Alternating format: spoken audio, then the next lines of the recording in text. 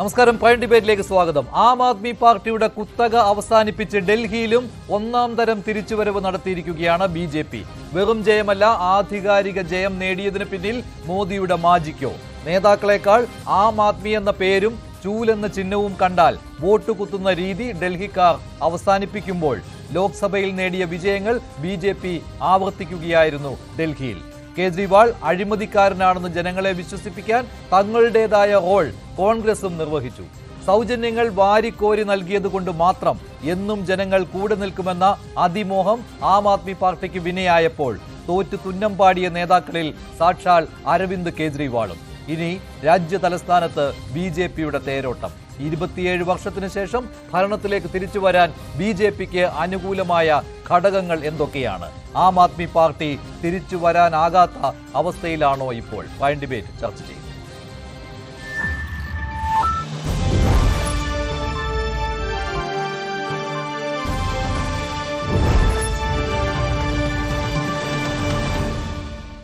Prime ഡിബേറ്റിൽ B. നേതാവ് ശ്രീ യുവരാജ് ഗോകുൽ, രാഷ്ട്രീയ നിരീക്ഷകൻ ശ്രീ മോഹൻ വർഗീസ്, കോൺഗ്രസ് നേതാവ് ശ്രീ സേനാപതി വേണു, ആം ആദ്മി പാർട്ടി നേതാവ് ശ്രീ ബേസിൽ ജോൺ, മാധ്യമപ്രവർത്തകൻ ശ്രീ സിബി സത്യൻ എന്നിവരാണ് ചേരുന്നത്. തുടക്കത്തിൽ ഇപ്പോൾ പ്രധാനമന്ത്രി നരേന്ദ്രമോദി ബി. ആസ്ഥാനത്ത് ഡൽഹിയിൽ പ്രവർത്തകരെ അഭിസംബോധന ചെയ്ത് സംസാരിക്കുകയാണ്. അസാധാരണമായ വിജയമാണ് ബി.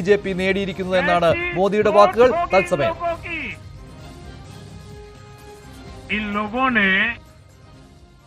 मेट्रो का काम आगे बढ़ाने से रोका, इन आपदा वालों ने झुग्गी वालों को घर देने से रोका, इन आपदा वालों ने आयुष्मान भारत योजना का लाभ भी दिल्ली के लोगों को मिलने नहीं दिया। अब दिल्ली के लोगों ने साफ संदेश दिया है, गवर्नेंस। और साथियों, दिल्ली ने देखा है पहले का जमाना, गवर्नेंस ये नौटंकी का मंच नहीं है। गवर्नेंस ये प्रचार का मंच नहीं है। गवर्नेंस ये प्रपंच का मंच नहीं है। अब जनता ने स्थिर और डबल इंजन की सरकार को चुना। हम पूरी गंभीरता से धरातल पर रहकर काम करेंगे।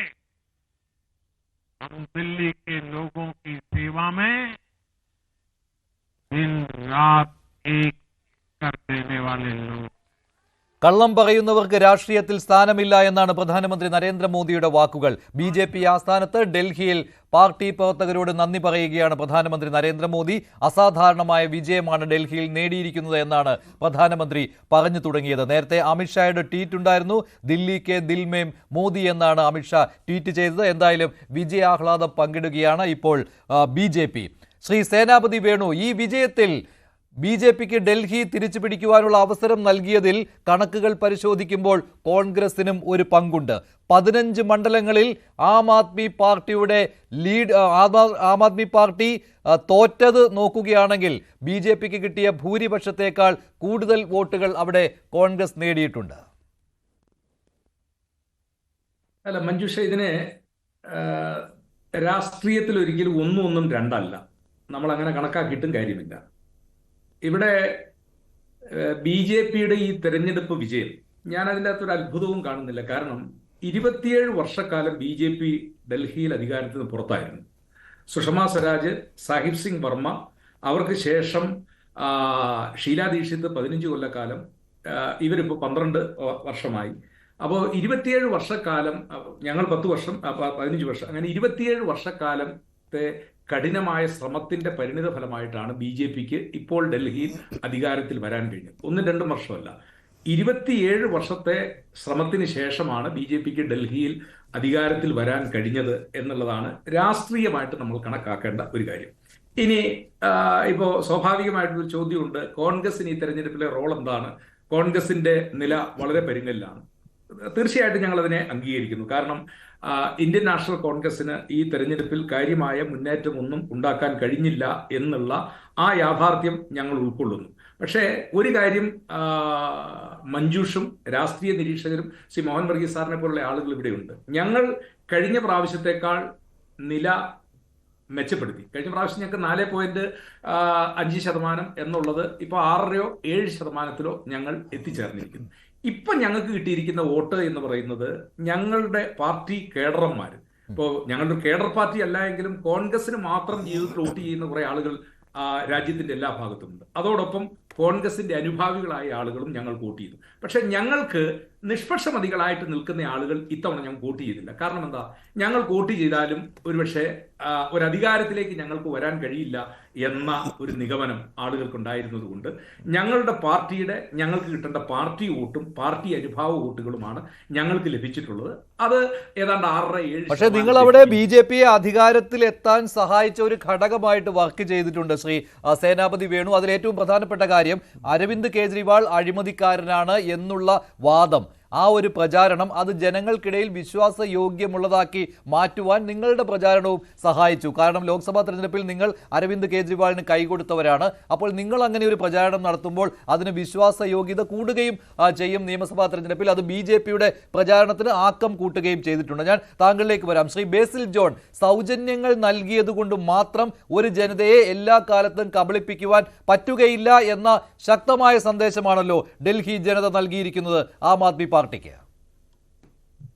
ഇത് സൗജന്യങ്ങൾ നൽകി കബളിപ്പിച്ചു എന്ന് പറയുന്ന വാക്കൊന്ന് മാറ്റണം. കാരണം സൗജന്യങ്ങൾ നൽകി എന്നുള്ള യാഥാർത്ഥ്യമാണ്. സൗജന്യങ്ങൾ നൽകിയിട്ടുമുണ്ട്. ഡൽഹി ജനതയെ കബളിപ്പിച്ചു എന്ന് പറഞ്ഞാൽ ഡൽഹി ജനത ഇതുവരെ കാണാത്ത രീതിയിൽ അവർക്ക് ഈ സൗജന്യങ്ങൾ നൽകുകയും അതുപോലെ തന്നെ അത് അവർ അനുഭവിക്കുകയും ചെയ്തു 10 കൊല്ലം. ഈ 10 കൊല്ലം ആ സൗജന്യങ്ങൾ അനുഭവിച്ച ആളുകളെ നമ്മൾ എങ്ങനെ കബളിപ്പിച്ചു എന്ന് പറയും? ആ വാക്ക് എന്നോട് എനിക്ക് യോജിപ്പില്ല. ഈ 10 കൊല്ലം ആളുകൾക്ക് ജനക്ഷേമ രാഷ്ട്രീയം അല്ലെങ്കിൽ വെൽഫെയർ പൊളിറ്റിക്സ് ഡൽഹി ജനതയ്ക്ക് കാണിച്ചു കൊടുത്തു. പിന്നെ ഈ തെരഞ്ഞെടുപ്പുമായി ബന്ധപ്പെട്ട് ഈ തെരഞ്ഞെടുപ്പിൽ പരാജയം സംഭവിച്ചിട്ടുണ്ട്. അത് ആം ആദ്മിയുടെ നേതാവ് അരവിന്ദ് കെജ്രിവാൾ പറഞ്ഞിട്ടുണ്ട്, അംഗീകരിക്കുന്നു, ക്രിയാത്മകമായി പ്രതിപക്ഷമായി മുൻപോട്ട് പോകുമെന്ന് പറഞ്ഞിട്ടുണ്ട്. പക്ഷെ ഇതിനകത്ത് ഒരിക്കലും ആം ആദ്മി പാർട്ടി ജനങ്ങളോടൊപ്പം നിന്ന് അവർക്ക് വേണ്ടിയുള്ള കാര്യങ്ങൾ തന്നെയാണ് ഡൽഹി ചെയ്തിട്ടുള്ളത്. പിന്നെ വികസന പ്രവർത്തനങ്ങളുടെ കാര്യം പറഞ്ഞാൽ ശരിയാണ്. ഒരുപക്ഷെ ഈ ഡൽഹിയിൽ എങ്ങനെയാണ് ഭരണം മുൻപോട്ട് പോകുന്നത് എല്ലാവർക്കും അറിയാം. എന്തെങ്കിലും ചെയ്യുവാൻ സമ്മതിച്ചിട്ടുണ്ടോ? കഴിഞ്ഞ 5 വർഷം അരവിന്ദ് കെജ്രിവാൾ മുഖ്യമന്ത്രി ആയിരുന്നുകൊണ്ട് അദ്ദേഹത്തെ ഏതെങ്കിലും ഒരു കാര്യം ചെയ്യാൻ വേണ്ടി സ്വതന്ത്രമായ ഒരു മുഖ്യമന്ത്രിയുടെ അവകാശം കൊടുത്തിട്ടുണ്ടോ? ഏതെല്ലാം രീതിയിൽ അദ്ദേഹത്തെ പ്രസ് ചെയ്യാമോ, ഏതെല്ലാം രീതിയിൽ ഉപദ്രവിക്കാമോ, അത് ഏതെല്ലാം മാർഗത്തിൽ ഉപദ്രവിക്കാമോ അതെല്ലാം ചെയ്തിട്ടുണ്ട്. അതുപോലെ ബഹുമാനപ്പെട്ട സേനാപതി ചേട്ടൻ പറഞ്ഞൊരു കാര്യം, അത് മനുഷ്യ യോജിച്ച പോലെ തന്നെ കാര്യമാണ്. അത് കൃത്യമായി പറഞ്ഞാൽ അരവിന്ദ് കെജ്രിവാളിനെ പറ്റി നരേന്ദ്രമോദി കള്ളനെന്നോ അഴിമതിക്കാരനെന്നോ കൊള്ളക്കാരനെന്നോ നുണയെന്നോ ഒക്കെ പറഞ്ഞാലും കുഴപ്പമില്ല. പക്ഷേ കഴിഞ്ഞ 3-4 മാസങ്ങൾ മുമ്പ് വരെ തോളിൽ കൈയിട്ടുകൊണ്ടിരുന്നിട്ട് അരവിന്ദ് കെജ്രിവാൾ പുണ്യവാനാണെന്ന് പറഞ്ഞിട്ട് ഈ തെരഞ്ഞെടുപ്പ് വന്നപ്പോൾ അദ്ദേഹം കള്ളനാണ്, ഡൽഹിയിലെ മദ്യ അഴിമതിയുമായി കൂട്ടുണ്ട്, അതിനകത്ത് അഴിമതി ചെയ്തിട്ടുണ്ട് എന്ന് പറഞ്ഞത് ഒരിക്കലും ശരിയായില്ല എന്ന നിലപാടാണ് ആം ആദ്മി പാർട്ടി പ്രവർത്തകർ. പക്ഷെ അതിന് കോൺഗ്രസ് നൽകുന്ന ഒരു മറുപടി കൂടിയുണ്ട്. ആം ആദ്മി പാർട്ടിയെ വേണ്ട എന്ന് കോൺഗ്രസ് അല്ല പറഞ്ഞത്, കോൺഗ്രസിനെ വേണ്ട എന്ന് ആം ആദ്മി പാർട്ടിയാണ് പറഞ്ഞത്. കോൺഗ്രസ് ഒരു ദേശീയ പാർട്ടിയാണ്. കോൺഗ്രസ് ഡൽഹിയിൽ മത്സരിക്കാതെ മാറി നിൽക്കാവുന്ന ഒരു അവസ്ഥയിലല്ല ശ്രീ ബേസിൽ ജോൺ. അങ്ങനെയാണെങ്കിൽ ആ പാർട്ടിയുടെ നിലനിൽപ്പ് തന്നെ അപകടത്തിലാകും. അപ്പോൾ നിങ്ങളാണ് കോൺഗ്രസിനെ വേണ്ട എന്ന് പറഞ്ഞത്. അതിന്റെ തുടക്കം എവിടെയാ? ഹരിയാന ഇലക്ഷൻ കുറച്ച് നാൾക്ക് മുമ്പ് നടന്നത്. ഹരിയാനയിൽ ഇവർക്ക് വേണ്ടി പ്രചരണം നടത്തുവാൻ വേണ്ടി അരവിന്ദ് കെജ്രിവാൾ റെഡിയായിരുന്നു, ആം ആദ്മി പാർട്ടി റെഡിയായിരുന്നു. പക്ഷേ ഹരിയാനയിൽ അമിത ആത്മവിശ്വാസമായിരുന്നു കോൺഗ്രസിന്. കോൺഗ്രസ് വിചാരിച്ചത് ഒരു കുടുംബം എന്ന് പറഞ്ഞാൽ ആ കുടുംബത്തിലെ ഘടകകക്ഷികളെ ഒരുമിച്ച് നിർത്തിക്കൊണ്ട് അവരുടെ പ്രശ്നങ്ങളും അവരുടെ ആഗ്രഹങ്ങളും ഒക്കെ സാധിച്ചു കൊടുത്തുകൊണ്ട് പരിധിവരെ മെയിൻറ്റെയിൻ ചെയ്ത് പോകുന്നതിന്റെ ഉത്തരവാദിത്വം ആ കക്ഷികളിലെ അല്ലെങ്കിൽ ഘടകകക്ഷികളിലെ ആ ഏറ്റവും കൂടുതൽ മുൻപിൽ നിൽക്കുന്ന ഭരണകക്ഷിക്കാണ്, അല്ലെങ്കിൽ ഏറ്റവും മുമ്പിൽ നിൽക്കുന്ന കക്ഷിക്കാണ്. അത് ചെയ്യാതെ ഹരിയാനയിൽ തങ്ങൾ തന്നെ ജയിച്ചോളാം, അവർ ഓളം കണ്ടപ്പോൾ എല്ലാവരോട് കൂടി മൊത്തത്തിൽ ഹരിയാനയിൽ വിജയം മുഴുവൻ കൊയ്തെടുക്കാം, ആം ആദ്മി പാർട്ടിയെ വെറുതെ തട്ടിക്കളയാമെന്ന് വിചാരിച്ച് ഹരിയാനയിൽ സീറ്റ് കൊടുക്കാതെ ഇന്ത്യ സഖ്യത്തിന് മത്സരിക്കുവാൻ തയ്യാറാവാതിരുന്ന ആരായിരുന്നു? അതിന്റെ തുടർച്ചയെന്നോണമാണ് ആം ആദ്മി പാർട്ടിക്കുണ്ടായ വിഷമത്തിൽ ഡൽഹിയിൽ തന്നെ മത്സരിച്ചോളാം എന്ന് പറഞ്ഞത്. അതിന് തുടക്കം എന്ന് പറയുന്നത് കോൺഗ്രസ് തന്നെയാണ്. നിങ്ങൾക്ക് എല്ലാവർക്കും അറിയാൻ സത്യമല്ലേ? ശരി, ശ്രീ മോഹൻ ബഗീസ്, ഇവിടെ ഒരു ഭരണമാറ്റം വേണമെന്ന് ഡൽഹി ജനത ആഗ്രഹിച്ചിട്ടുണ്ട്. അതല്ലായിരുന്നുവെങ്കിൽ കോൺഗ്രസിന് വേണമെങ്കിൽ ഇതിനേക്കാൾ കൂടുതൽ വോട്ട് ഷെയർ അവിടെ കിട്ടുമായിരുന്നു. പക്ഷേ കോൺഗ്രസിന് വോട്ട് ചെയ്തതുകൊണ്ട് ഭരണമാറ്റം ഉണ്ടാവുകയില്ല എന്ന ഡൽഹി ജനതയുടെ ബോധ്യം, അവർ അത് BJPക്ക് വോട്ട് ചെയ്തു. അതുകൊണ്ടാണ് കോൺഗ്രസിന് വലിയ വോട്ട് ഷെയർ വ്യത്യാസമൊന്നും വന്നിട്ടില്ല. ഒരു 2.5%, 3% വോട്ട് ഷെയർ മാത്രമാണ് കഴിഞ്ഞ തവണത്തേക്കാൾ വ്യത്യാസം വന്നത്. ഇനി ഇവർ ഒന്നിച്ച് നിന്നിരുന്നെങ്കിൽ പോലും ഡൽഹി ജനതയുടെ മനസ്സ് ഇതേ രീതിയിൽ തന്നെ പ്രവർത്തിക്കുമായിരുന്നു. ഫലങ്ങൾ വെച്ച് നോക്കുമ്പോൾ അങ്ങനെ തന്നെ നമുക്ക് പറയാമല്ലോ. പരാജയപ്പെട്ട രണ്ട് കക്ഷികളുടെ പ്രതിനിധികളാണ് എന്നോടൊപ്പം പാനലിൽ ഇപ്പോൾ ഇരിക്കുന്നത്. ഇവിടെ രണ്ട് കക്ഷികളിൽ ഏത് കക്ഷിക്കാണ് കൂടുതൽ ബുദ്ധിമുട്ടുണ്ടാകുന്നത്, വിഷമമുണ്ടാകുന്നത് എന്നതിൽ മാത്രമേ തർക്കമുള്ളൂ. ഇന്ത്യ മുന്നണിയിൽ പെടുന്ന രണ്ട് കക്ഷികൾ സ്വാഭാവികമായിട്ടും ആം ആദ്മി പാർട്ടിക്കായിരിക്കുമല്ലോ. ആയിരിക്കും. കോൺഗ്രസിന് ഇപ്പോൾ ഗൂഢമായ മന്ദഹാസമുണ്ടാവാം. പക്ഷേ അതിൻ്റെ ഒരു ആഴതലങ്ങളിലേക്ക് പോകേണ്ടതുണ്ട് നമുക്ക്. കാരണം ഇവിടെ ഭാരതീയ ജനതാ പാർട്ടി എപ്പോഴെല്ലാം ഇൻകംപെൻ്റ് ആയിട്ടുള്ളോ, കേന്ദ്രത്തിലാകട്ടെ സംസ്ഥാനങ്ങളിലാകട്ടെ, it is difficult to unseat BJP. അപ്പോൾ ആകമാനമുള്ള ഭാരതത്തിലെ കഴിഞ്ഞ 1.5 പതിറ്റാണ്ടിൻ്റെ രാഷ്ട്രീയ ചിത്രമെടുത്താൽ ഇൻകംപെൻസി ലഭിച്ചാൽ കർണാടകത്തിലും ഒരുപക്ഷെ വളരെ പണ്ട് രാജസ്ഥാനിലും മാത്രമേ കാര്യമായ രീതിയിൽ BJPയെ അൺസീറ്റ് ചെയ്യാൻ കഴിഞ്ഞിട്ടുള്ളൂ. അപ്പോൾ കേന്ദ്രത്തിലാകട്ടെ മറ്റ് സ്ഥലങ്ങളിലാകട്ടെ പ്രാദേശിക പാർട്ടികളുടെ പ്രഭാവം, അതായത് ആം ആദ്മി പാർട്ടി, ഞാനൊരു പ്രാദേശിക പാർട്ടി ഡൽഹിയിലും പഞ്ചാബിലുമുള്ള ദേശീയ പാർട്ടി എന്ന പ്രതിച്ഛായ ഉണ്ടെങ്കിൽ പോലും കൂടുതൽ വേദികൾ ഭരണത്തിൽ വരാൻ സാധ്യത അവിടെ മാത്രമാണ്. അപ്പോൾ അങ്ങനെ ദേശീയ പാർട്ടിയാണിപ്പോൾ, ദേശീയ പാർട്ടിയാണ്. അപ്പം തത്വത്തിൽ ദേശീയ പാർട്ടിയാണ്. പക്ഷെ അവിടെ സ്വന്തം തട്ടകത്തിൽ തന്നെ ആം ആദ്മി പാർട്ടിക്ക് 45% വോട്ടുമായി, കഴിഞ്ഞ പ്രാവശ്യം 55-10%-ലധികം വോട്ട് ചോർച്ചയുണ്ടായി. ഭാരതീയ ജനതാ പാർട്ടിക്ക് അത്രയും തന്നെ വിജയമുണ്ടായി. കോൺഗ്രസിനും മെച്ചപ്പെട്ട സേനാപതി വേണു പറഞ്ഞൊരു കാര്യം ശരിയാണ്. കോൺഗ്രസിന് 4.2% നിന്നും 6.5%-ലേക്ക് 2.5% വോട്ട് വ്യത്യാസമുണ്ടായി. അപ്പം ആ ഒരു വ്യത്യാസമെന്ന് പറയുന്നത് ആം ആദ്മി പാർട്ടിയുടെ വോട്ടും കോൺഗ്രസിൻ്റെ വോട്ടും ശരാശരി എടുത്തു നോക്കുകയാണെങ്കിൽ, ഒരുമിച്ച് നോക്കുകയാണെങ്കിൽ BJPക്ക് സംയുക്തമായി ലഭിച്ചതിനേക്കാൾ മെച്ചപ്പെട്ട പെർസെൻറ്റേജാണ്. പക്ഷേ സമ്മതിക്കുന്നു, ഒന്നും കൂട്ടിയാൽ 2 ആവില്ല. അതുകൊണ്ട് ആപ്പ് കോൺഗ്രസിനെ ഒഴിവാക്കി ഡൽഹിയിൽ തെരഞ്ഞെടുപ്പിന് പോയത് ശരിയാണോ എന്ന് മനീഷ് സിസോദിയോട് ചോദിച്ചാൽ മനസ്സിലാകും. മനീഷ് സിസോദിയ എന്ന ശക്തനായ ആപ്പ് നേതാവ് പരാജയപ്പെട്ടത് 500-ൽ താഴെ വോട്ടിനാണ്. ആ മണ്ഡലത്തിൽ കോൺഗ്രസ് 6000-ലധികം വോട്ടാണ് പിടിച്ചത്. കേജ്രിവാൾ ഉൾപ്പെടെ 4000-ൽ പരം വോട്ടിന് പരാജയപ്പെട്ട കേജ്രിവാൾ മത്സരിച്ച ന്യൂഡൽഹി മണ്ഡലത്തിൽ കോൺഗ്രസ് സ്ഥാനാർത്ഥിക്ക് 4500-ൽ പരം വോട്ടുകൾ പിടിക്കാൻ സാധിച്ചു. ഷീലാ ദീക്ഷിതിന്റെ മകൻ സന്ദീപ് ദീക്ഷിത്. ഡൽഹി ജനത ഒരു കാര്യം തീരുമാനിച്ചിട്ടുണ്ടായിരുന്നു, ഈ ഭരണം അവിടെ മാറണം എന്നുള്ളത്. അങ്ങനെ വരുമ്പോൾ ഇവർ ഒന്നിച്ച് മത്സരിച്ചിരുന്നെങ്കിൽ പോലും BJPക്ക് ചിലപ്പോൾ ഇതിനേക്കാൾ കൂടുതൽ വോട്ടുകളായിരിക്കും കിട്ടാൻ പോകുന്നത്. അങ്ങനെയും നമ്മൾ കണ്ടിട്ടുണ്ടല്ലോ. എത്ര വലിയ രീതിയിലും ഒരു ത്രികോണ മത്സരം ഒഴിവാക്കിക്കൊണ്ട് രണ്ട് കക്ഷികൾ തമ്മിൽ അലയൻസ് ഉണ്ടാക്കി ആ പ്രധാനപ്പെട്ട പാർട്ടിക്ക് നേരെ മത്സരിക്കുമ്പോൾ ആ പാർട്ടി തന്നെ ജയിക്കുന്നത് പല ഘട്ടങ്ങളിലും കണ്ടിട്ടുണ്ട്. അപ്പോൾ ഒരു ജനത ഒരു കാര്യം തീരുമാനിച്ചു ഉറപ്പിച്ചിട്ടുണ്ടെങ്കിൽ അതവർ നടപ്പിലാക്കുക തന്നെ ചെയ്യും. ഇപ്പോൾ കോൺഗ്രസിന് കിട്ടിയിരിക്കുന്ന വോട്ടുകൾ ആ സമയത്ത് ചിലപ്പോൾ BJPയിലേക്ക് പോകുമായിരിക്കും. അങ്ങനെയും സംഭവിക്കാം. ക്രെഡിബിലിറ്റി ക്രൈസിസ്, ശ്രീ മഞ്ജുഷ്, വളരെ പ്രധാനപ്പെട്ട ഒരു കാര്യമാണ്. ഇവിടെ 2013-ലും 2015-ലും 2020-ലും നടന്ന തെരഞ്ഞെടുപ്പിൽ ആം ആദ്മി പാർട്ടിക്ക് ഉണ്ടായിരുന്ന ക്രെഡിബിലിറ്റി, അത് 2 കാരണങ്ങളാലാണ്. ആം ആദ്മി പാർട്ടിക്ക് ഒരു വ്യക്തമായ പ്രത്യയശാസ്ത്രമുള്ളതുകൊണ്ടല്ല, മറിച്ച് ആം ആദ്മി പാർട്ടി അഴിമതി വിരുദ്ധ ഒരു മുഖച്ഛായ ഉണ്ടായിരുന്നു, പ്രതിച്ഛായ ഉണ്ടായിരുന്നു. അതോടൊപ്പം തന്നെ ഏറ്റവും അധികം ജനക്ഷേമപരമായ രീതിയിൽ പറഞ്ഞത് പ്രവർത്തിച്ച് കാണിച്ച ഫ്രീ ബി പൊളിറ്റിക്സിലൂടെയാണെങ്കിലും ആ ഒരു ട്രാക്ക് റെക്കോർഡ് 25-ലെ തെരഞ്ഞെടുപ്പിൽ അത് പ്രസക്തമല്ലാതെ പോയി. അതിനിടയിൽ വന്ന ഒരു രൂപാന്തരം, ആം ആദ്മി പാർട്ടിയുടെ പാർട്ടി ഘടനയല്ല, മറിച്ച് ആം ആദ്മി പാർട്ടിയുടെ ഫങ്ഷണൽ ഡൈനാമിക്സിൽ വന്ന ചേഞ്ചസ്, അത് ടോപ്പ് ലീഡർഷിപ്പിൽ ഉൾപ്പെടെ അത് പ്രകടമായി. അതുകൊണ്ടാണ് തെരഞ്ഞു പിടിച്ച് ഉന്നത നേതാക്കളെ പരാജയപ്പെടുത്തുകയും അഴിമതിയുടെ കറ പുരളാത്ത അതിഷി മർലേന എന്ന മുഖ്യമന്ത്രിയെ സാമാന്യം തരക്കേടില്ലാത്ത 34,000 വോട്ടിൻ്റെ ഭൂരിപക്ഷത്തിൽ വിജയിപ്പിച്ചെടുക്കുകയും ചെയ്ത ഡൽഹിയുടെ മനസ്സ് കാണാതെ പോകരുത്. ശരിയാണ്. അതാണ് ഭരണവിരുദ്ധ വികാരമുണ്ടെങ്കിൽ ആ സർക്കാരിനെതിരെ ശക്തമായ രീതിയിൽ തന്നെ ജനങ്ങൾ പ്രതികരിക്കും. അവിടെ വൻമരകൾ കടപുഴകുകയും ചെയ്യും. അതാണ് കണ്ടത് ഡൽഹിയിൽ. ശ്രീ സേനാപതി വേണു, പക്ഷേ നിങ്ങൾ അറിഞ്ഞുകൊണ്ട് തന്നെ BJP-യെ അധികാരത്തിലേറ്റാൻ സഹായിച്ചവർ എന്ന പഴി കേൾക്കേണ്ടി വരും. ഇന്ത്യ സഖ്യത്തിൽ ഇപ്പോൾ തന്നെ ആ കാര്യങ്ങൾ വന്നിട്ടുണ്ടല്ലോ, പ്രചാരണ സമയത്തുണ്ടായിരുന്നതിനേക്കാൾ വളരെ ശക്തമായിട്ട് തന്നെ. അതായത് നിങ്ങളുടെ ലക്ഷ്യം എന്ന് പറയുന്നത് BJP-യെ അധികാരത്തിൽ നിന്ന് മാറ്റുക എന്നുള്ളതാണ്, അധികാരത്തിൽ എത്തിക്കാതിരിക്കുക എന്നുള്ളതാണ്. അത് ദേശീയ തലത്തിൽ മാത്രമല്ല സംസ്ഥാനങ്ങളിലും അങ്ങനെ തന്നെയാണ്. പക്ഷേ ആ നിലപാടിൽ നിന്ന് നിങ്ങൾ പിന്നോട്ട് പോയി. ഇവിടെ BJP-യുടെ B ടീമായി കോൺഗ്രസ് മാറുന്ന കാഴ്ച, അതിൽ നിന്ന് കോൺഗ്രസിന് കൃത്യമായ ഒരു വിശദീകരണം നൽകാൻ സാധ്യമല്ല. കാരണം ഇവിടെ ആം ആദ്മി പാർട്ടി ഭരണം മാറണം എന്നതായിരുന്നു കോൺഗ്രസിന്റെ ലക്ഷ്യം. അത് സമ്മതിക്കേണ്ടി വരും. അല്ല, ഒരല്പം ചരിത്രം ആ കാര്യത്തെക്കുറിച്ച് പറയുമ്പോൾ മഞ്ജുഷ നമ്മൾ പറയാതിരിക്കാൻ വയ്യ.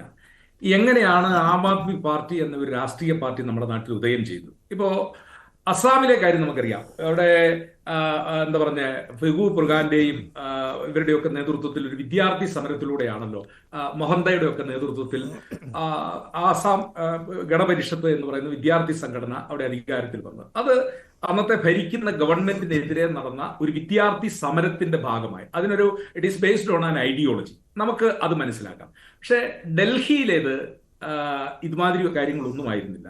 ഷീലാ ദീക്ഷിത് എന്ന ഒരു മുഖ്യമന്ത്രി അഴിമതി നടത്തി എന്ന വലിയ പ്രചരണം, അത് ബഹുഭൂരിപക്ഷവും അടിസ്ഥാനരഹിതമായ പ്രചരണം എന്ന് പിന്നീട് ബോധ്യപ്പെട്ടു. കാരണം അരവിന്ദ് കെജ്രിവാൾ തെരഞ്ഞെടുപ്പ് പ്രചരണ യോഗത്തിലൊക്കെ ഷീലാ ദീക്ഷിത്തിനെതിരെ പ്രസംഗിച്ചത് 300ഓളം രേഖകൾ തന്റെ കയ്യിലുണ്ട് ഷീലാ ദീക്ഷിത് അഴിമതി നടത്തിയതിനെ സംബന്ധിച്ചെന്നാണ്.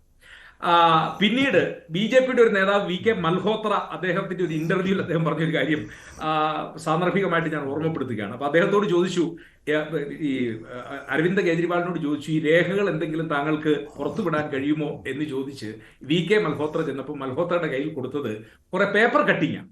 എന്ന് പറഞ്ഞാൽ പത്രത്തിൽ ഇപ്പോൾ ആരെങ്കിലും ആരോപണം ഉന്നയിക്കുന്നതിന്റെ പേപ്പർ കട്ടിങ് അല്ലാതെ ഒരാരോപണവും, അദ്ദേഹം 10 വർഷക്കാലം ഭരണത്തിൽ ഉണ്ടായിരുന്നല്ലോ, ഷീലാ ദീക്ഷിത്തിനെതിരെ ഒരാരോപണവും തെളിയിക്കാൻ കഴിഞ്ഞില്ല. ഒരാരോപണവും രേഖകളുടെ പിൻബലത്തോടെ പറഞ്ഞതല്ല. അപ്പോ ഷീലാ ദീക്ഷിത്തിനെതിരെ നടത്തിയ സമരത്തിൽ മുന്നിൽ നിന്നയാള് അണ്ണാ ഹസാരെ, നമ്മുടെ IPS ഉദ്യോഗസ്ഥയായിരുന്ന കിരൺ ബേദി, അതോടൊപ്പം അരവിന്ദ് കെജ്രിവാൾ, പഴയ chief of the army staff എന്താ പറഞ്ഞ ജനറൽ VK സിംഗ് ഉൾപ്പെടെയുള്ളവർ അന്നത്തെ കാലത്തെ സമരത്തിൽ പങ്കെടുത്തവർ, ഇവരെല്ലാം ഏക സ്വരത്തിൽ പറഞ്ഞത് അഴിമതി അഴിമതി അഴിമതി ഇല്ലാത്ത ഒരു ഭരണമെന്ന്. ഇന്നിപ്പോൾ ഷിർദി സായിൽ നിന്ന് അണ്ണാ ഹസാരയുടെ പ്രസ്താവന വന്നിരിക്കുന്നു. എന്താണ് അദ്ദേഹം പറഞ്ഞിരിക്കുന്നത്? 12 വർഷക്കാലം കൊണ്ട് അഴിമതിയുടെ കൂത്തരങ്ങായി പണത്തിന്റെ ലാലച്ച് എന്ന് പറഞ്ഞാൽ പൈസയ്ക്ക് വേണ്ടിയുള്ള ആർത്തിയിലേക്ക് അരവിന്ദ് കെജ്രിവാൾ പോയി എന്നുള്ളത് അദ്ദേഹത്തിന്റെ ആശീർവദിച്ച് അദ്ദേഹത്തെ രാഷ്ട്രീയത്തിൽ എന്തൊരു ഇരട്ടത്താപ്പാണ് ശ്രീ സേനാപതി വേണു. അപ്പോൾ നിങ്ങൾക്ക് ആപ്പിനെ, ആം ആദ്മി പാർട്ടിയെ എങ്ങനെയെങ്കിലും തകർക്കുക, നിങ്ങളോട് ഇങ്ങോട്ട് കാണിച്ചതിന് പകരം വീട്ടുക, അത് അഴിമതിയുടെ കറ അരവിന്ദ് കെജ്രിവാളിന്റെ മേൽ ഉണ്ടാകണം, അത് പതിപ്പിക്കണം എന്ന ലക്ഷ്യത്തോടു കൂടി കോൺഗ്രസ് ഇത്രയും വർഷമായിട്ട് പ്രവർത്തിക്കുകയായിരുന്നുവെന്ന്. അവിടെ നിങ്ങൾ എങ്ങനെയാണ് BJP വിരോധം പറഞ്ഞുകൊണ്ട് ആപ്പിനെ കൂടെ കൂട്ടുന്നത്? അപ്പോൾ ആ കൂടെ കൂട്ടിയതെല്ലാം നിങ്ങളുടെ വിശ്വാസവഞ്ചനയായിട്ട് ഇപ്പോൾ കണക്കാക്കേണ്ടി വരും. നിങ്ങളുടെ ലക്ഷ്യം ആം ആദ്മി പാർട്ടിയെ തകർക്കലായിരുന്നു, അതല്ലാതെ BJP-യെ അധികാരത്തിൽ എത്തിക്കുന്നത് തടയുക എന്നുള്ളതായിരുന്നില്ല. അവിടെ കോൺഗ്രസിന് എന്ത് നേടുവാൻ കഴിഞ്ഞു? ഒരു 2.4% വർധനവ് വോട്ട് ഷെയറിൽ വന്നു. അതുകൊണ്ട് എന്ത് കാര്യം? വട്ടപൂജ്യമാണ് ഇപ്പോഴും. ഒരു മിനിറ്റ് മഞ്ജുഷേ, ഞങ്ങൾ ഈ തെരഞ്ഞെടുപ്പ് തുടങ്ങുമ്പോൾ തന്നെ ആദ്യഘട്ടത്തിൽ തന്നെ ഇന്ത്യ മുന്നണിയുടെ ഭാഗമായി ഒന്നിച്ച് മത്സരിക്കാം എന്ന് അരവിന്ദ് കെജ്രിവാളിനോട് പറഞ്ഞതാണ്. പക്ഷെ അരവിന്ദ് കെജ്രിവാൾ ഡൽഹിയിൽ നിങ്ങളുടെ ആരുടെയും പിന്തുണ ഞങ്ങൾക്ക് വേണ്ട, ഞങ്ങൾ ഒറ്റയ്ക്ക് മത്സരിക്കും. അവര് ഹരിയാനയിൽ കാണിച്ച തെറ്റ്, മഹാരാഷ്ട്രയിൽ അവർക്ക് കാര്യമായ ശക്തിയൊന്നും ഇല്ലാതിരുന്നതുകൊണ്ട് ഹരിയാനയിൽ അന്ന് ഞങ്ങൾ 6 സീറ്റ് അവർക്ക് കൊടുക്കാമെന്ന് പറഞ്ഞാൽ ഒരുപക്ഷെ ഒരു ചർച്ചയിൽ പോയാൽ 8 സീറ്റ് വരെ കൊടുക്കുമായിരുന്നു. ഇനി അതല്ല ഒരു 10 സീറ്റിലേക്ക് വരെ ചിലപ്പോൾ പോകുമായിരുന്നു. അപ്പോൾ അവർക്ക് ആവശ്യം 30 സീറ്റാണ്. ഞങ്ങൾ ചോദിക്കുന്നു, ഡൽഹിയിൽ ഞങ്ങൾ ഒരു ചർച്ചയിൽ ഒരു 20 സീറ്റ് കോൺഗ്രസിന് മത്സരിക്കാനും 50 സീറ്റിൽ അരവിന്ദ് കെജ്രിവാളിന്റെ AAP മത്സരിക്കുകയും ചെയ്തിരുന്നു എങ്കിൽ രാഷ്ട്രീയ ചിത്രം എങ്ങോട്ട് പോകുമായിരുന്നു? അപ്പോ AAP ആഗ്രഹിച്ചെന്താ? കോൺഗ്രസ് മുച്ചൂടും മുടിയണം, കോൺഗ്രസിന്റെ സ്പേസിൽ ഞങ്ങൾക്ക് നിൽക്കാം. നിങ്ങൾ ഈ പരസ്പരം തല്ലുപിടിച്ചുകൊണ്ടിരുന്നു ശ്രീ സേനാപതി വേണു. കോൺഗ്രസും ആം ആദ്മി പാർട്ടിയും SP-യും മമതാ ബാനർജിയും എല്ലാവരും പരസ്പരം തല്ലുപിടിച്ചിരിക്കുകയാണ് നല്ലത്. കാരണം അത് BJP-യുടെ വളർച്ചയാണ് അവിടെ സംഭവിച്ചുകൊണ്ടിരിക്കുന്നത്. നിങ്ങൾ പറഞ്ഞുവല്ലോ NDA മുന്നണി ഇതാ തകരാൻ പോകുന്നുവെന്ന്. അവിടെ എന്താണ്? കേന്ദ്രത്തിൽ ഇതുവരെ ഒരസ്വാരസ്യവും അക്കാര്യത്തിൽ ഉണ്ടായിട്ടില്ല. അതിനുശേഷം എത്ര നിയമസഭാ തെരഞ്ഞെടുപ്പുകൾ നടക്കുന്നു, അവിടെയെല്ലാം നിങ്ങൾ തല്ലുപിടിക്കുകയാണ്. ആം ആദ്മി പാർട്ടി പറയുന്നു ഹരിയാനയിൽ കോൺഗ്രസിന് വലിയ ആത്മവിശ്വാസമായിരുന്നുവല്ലോ എന്നാൽ ശരി, അത് ഡൽഹിയിൽ ഞങ്ങൾ കാണിച്ചു തരാം എന്ന് പറഞ്ഞുകൊണ്ട് ആപ്പ് നിങ്ങളെ പുറങ്കാലിന് ചവിട്ടി പുറത്താക്കുകയാണ് അവിടെ ചെയ്തത്. എന്നിട്ടിപ്പോൾ നിങ്ങൾ തല്ലുപിടിയാണ്, അങ്ങോട്ടും ഇങ്ങോട്ടും തമ്മിൽ തല്ലിക്കൊണ്ടിരിക്കുന്നു. എവിടെ ഇന്ത്യ സഖ്യം? ഒരു കാര്യവുമില്ല. കോൺഗ്രസിനും ഒന്നും നേടാൻ കഴിഞ്ഞില്ല. ആം ആദ്മി പാർട്ടി തകർന്ന് തരിപ്പണമാകുന്ന കാഴ്ച ഇതല്ലേ സംഭവിച്ചുകൊണ്ടിരിക്കുന്നത്? എസ് പി അവിടെ ആം ആദ്മി പാർട്ടിക്ക് പിന്തുണ നൽകിക്കൊണ്ട് പ്രചാരണത്തിനുണ്ടായിരുന്നു. അല്ല മഞ്ജുഷേ, ഒരൊറ്റ കാര്യം പറയട്ടെ. അതായത് ഇന്ത്യ മുന്നണിയിലെ പല ഘടകകക്ഷികളും അവരവരുടെ സംസ്ഥാനങ്ങൾ, ഇപ്പൊ ഉദാഹരണത്തിന് കേരളത്തിൽ വന്നു കഴിഞ്ഞാൽ ഇന്ത്യ മുന്നണിയുടെ ഘടകകക്ഷികളായി നിൽക്കുന്ന CPM-നും കോൺഗ്രസിനും അവർക്ക് ഒരു കാരണവശാലും കേരളത്തിലെ ഒരു നിയമസഭാ തെരഞ്ഞെടുപ്പിലോ അല്ലെങ്കിൽ ഒരു പ്രാദേശിക തെരഞ്ഞെടുപ്പിലോ ഒന്നിച്ചു നിൽക്കാൻ കഴിയില്ല. അല്ല, കേരളത്തിലെ കാര്യം വ്യത്യസ്തമാണ്. കേരളത്തിൽ ലോക്സഭയിലും പറ്റില്ല, നിയമസഭയിലും പറ്റില്ല. പക്ഷെ ഡൽഹിയിൽ അങ്ങനെ ആയിരുന്നില്ല. ആ ഒരു സാഹചര്യം ഇല്ലായിരുന്നു. ലോക്സഭയിൽ നിങ്ങൾക്ക് ഒന്നിച്ചു നിൽക്കുവാൻ കഴിഞ്ഞിരുന്നു BJP-യെ നേരിടുന്നതിന് വേണ്ടി. വിജയം കണ്ടില്ല എങ്കിൽ പോലും. പക്ഷേ നിയമസഭയിൽ നിങ്ങൾക്ക് പറ്റുന്നില്ല. ചിത്രം വ്യത്യസ്തമാണ്. അല്ല, അതിൻ്റെ അകത്ത് മഞ്ജുഷ മനസ്സിലാക്കേണ്ടത്, ഒരു രാഷ്ട്രീയ പാർട്ടിക്ക് അവരുടെ ശക്തി അത് തെളിയിക്കാനുള്ള അവസരം എന്ന് പറയുന്നത് അത് പ്രാദേശിക തെരഞ്ഞെടുപ്പ് എന്ന് പറഞ്ഞാൽ സംസ്ഥാനത്ത് നടക്കുന്ന തെരഞ്ഞെടുപ്പാണ്. ദേശീയ തലത്തിലേക്ക് നടക്കുന്ന പാർലമെന്റ് തെരഞ്ഞെടുപ്പിലേക്ക് നടക്കുന്ന രാഷ്ട്രീയ ചിത്രമല്ല പ്രാദേശികമായിട്ട് നടക്കുന്ന സംസ്ഥാന തലത്തിൽ നടക്കുന്ന തെരഞ്ഞെടുപ്പ്. ഇപ്പൊ ആം ആദ്മി പാർട്ടിയെ സംബന്ധിച്ച് അവരുടെ നിലനിൽപ്പും അവരുടെ ഐഡന്റിറ്റിയും തെളിയിക്കണമെങ്കിൽ അവർ ഡൽഹിയിൽ വിജയിച്ചേ മതിയാവൂ. ഞങ്ങളെ സംബന്ധിച്ച് ഹരിയാനയിൽ ഞങ്ങളുടെ ഐഡന്റിറ്റിയും ഞങ്ങളുടെ നിലനിൽപ്പും തെളിയിക്കണമെങ്കിൽ ഞങ്ങൾക്ക് അവിടെ വിജയിച്ചേ മതിയാവും. സ്വാഭാവികമായും ഈ കക്ഷികളൊക്കെ തന്നെ സംസ്ഥാനങ്ങളിൽ പരസ്പരം ഏറ്റുമുട്ടുന്നവരും അവര് വിരുദ്ധ ചേരികളിലും വിരുദ്ധ നിലപാടുകളിലും പ്രവർത്തിക്കുന്നവരാണ്. ഇന്ത്യ സഖ്യം എന്ന് പറയുന്നത് അത് ദേശീയ തലത്തിൽ ചില ഐഡിയോളജികളുടെ പേരിൽ മാത്രം യോജിച്ചിരിക്കുന്ന അല്ലെങ്കിൽ കൊണ്ടുവന്നിരിക്കുന്ന, അത് ഇന്ത്യയിൽ എല്ലാ സംസ്ഥാനത്തും ഒരേ രീതിയിൽ വർക്കൗട്ട് ചെയ്യുകയുമില്ല, അത് വർക്ക് ചെയ്യാനായിട്ട് സാധ്യവുമല്ല. ഞാൻ ഒറ്റ ഉദാഹരണം, അപ്പുറത്തെ NDA-യുടെ ഭാഗത്ത്, അതായത് ഇപ്പൊ ബീഹാറിൽ ജനതാദൾ യുണൈറ്റഡ് എന്ന് പറയുന്ന JDU എന്ന് പറയുന്ന നിതീഷ് കുമാറിന്റെ പാർട്ടി, അവർ സംഘപരിവാറിന്റെ ആശയവുമായിട്ടോ അതല്ലെങ്കിൽ ഹിന്ദുത്വ അജണ്ടയുമായിട്ടോ എന്തെങ്കിലും ബന്ധമുള്ളവരാണ്. അവർ പഴയ സോഷ്യലിസ്റ്റ് ചേരിയിൽപ്പെട്ടവരും സോഷ്യലിസ്റ്റ് ആശയത്തിലുമാണ്. അവര് ഇപ്പോ BJP-യുടെ കൂട്ടത്തിൽ നിൽക്കുന്നു. അടുത്ത ഒരു നിയമസഭാ തെരഞ്ഞെടുപ്പ് ബീഹാറിൽ ഏതായാലും നവംബറിലേക്ക് നടക്കുകയാണ്. അവിടെ വരുമ്പോഴത്തേക്കും ചിത്രം എന്താകുമെന്ന് നമുക്കിപ്പോൾ പ്രവചിക്കാൻ കഴിയില്ല. കാരണം JDU-വിനെ സംബന്ധിച്ച് അവരുടെ ഒരു നിലനിൽപ്പ്, ആ നിലനിൽപ്പിന് ആധാരമായി അവർക്ക് വോട്ടുകൾ. ആദ്യം നിങ്ങൾ ഇന്ത്യ സഖ്യത്തിൽ എന്താണ് നടക്കുന്നതെന്ന് നോക്കി പഠിക്കുക. അതുപോലെ തന്നെ മറുവശത്ത് എങ്ങനെയാണ് ഇലക്ഷൻ എഞ്ചിനീയറിംഗിൽ BJP മുന്നേറുന്നത് എന്ന്, എങ്ങനെയാണ് വോട്ടർമാരെ സ്വാധീനിക്കുവാനായിട്ട് BJP ശ്രമങ്ങൾ നടത്തുന്നത്, അതുപോലെ തന്നെ എങ്ങനെ ഘടകകക്ഷികളെ യോജിപ്പിച്ച് മുന്നോട്ട് കൊണ്ടുപോകുന്നു, ഇത് നോക്കി പഠിക്കേണ്ട ഒരു സമയമാണ് വന്നിരിക്കുന്നത് ശ്രീ സേനാപതി വേണു. അതല്ലാതെ അവിടെ ഇപ്പോൾ JDU-വും BJP-യുമായുള്ള ബന്ധം തകരാൻ പോവുകയാണ്, TDP-യും BJP-യും തമ്മിൽ ഉടക്കാൻ പോവുകയാണ് എന്ന് പറഞ്ഞിട്ടൊന്നും കാര്യമില്ല. നിങ്ങളുടെ കയ്യിൽ നിന്ന് ഏതൊക്കെ സംസ്ഥാനങ്ങളാണ് പോകുന്നത്? ഹരിയാനയിൽ നിങ്ങൾ ജയിക്കുമെന്ന തികഞ്ഞ ആത്മവിശ്വാസത്തിലായിരുന്നു, തോറ്റല്ലോ. മഹാരാഷ്ട്രയിൽ എന്തായിരുന്നു? തോറ്റല്ലോ. ഇപ്പോൾ വോട്ടിടെ പട്ടിമറിച്ചു BJP എന്ന് പറഞ്ഞുകൊണ്ട് നടക്കുകയാണ്. അതും വോട്ടെണ്ണൽ കഴിഞ്ഞ് ഇത്രയും ദിവസങ്ങൾ കഴിഞ്ഞപ്പോഴാണ്, ഇത്രയും മാസങ്ങൾ കഴിഞ്ഞപ്പോഴാണ് രാഹുൽ ഗാന്ധിക്ക് അതേക്കുറിച്ചുള്ള ബോധോദയം ഉണ്ടാകുന്നത്.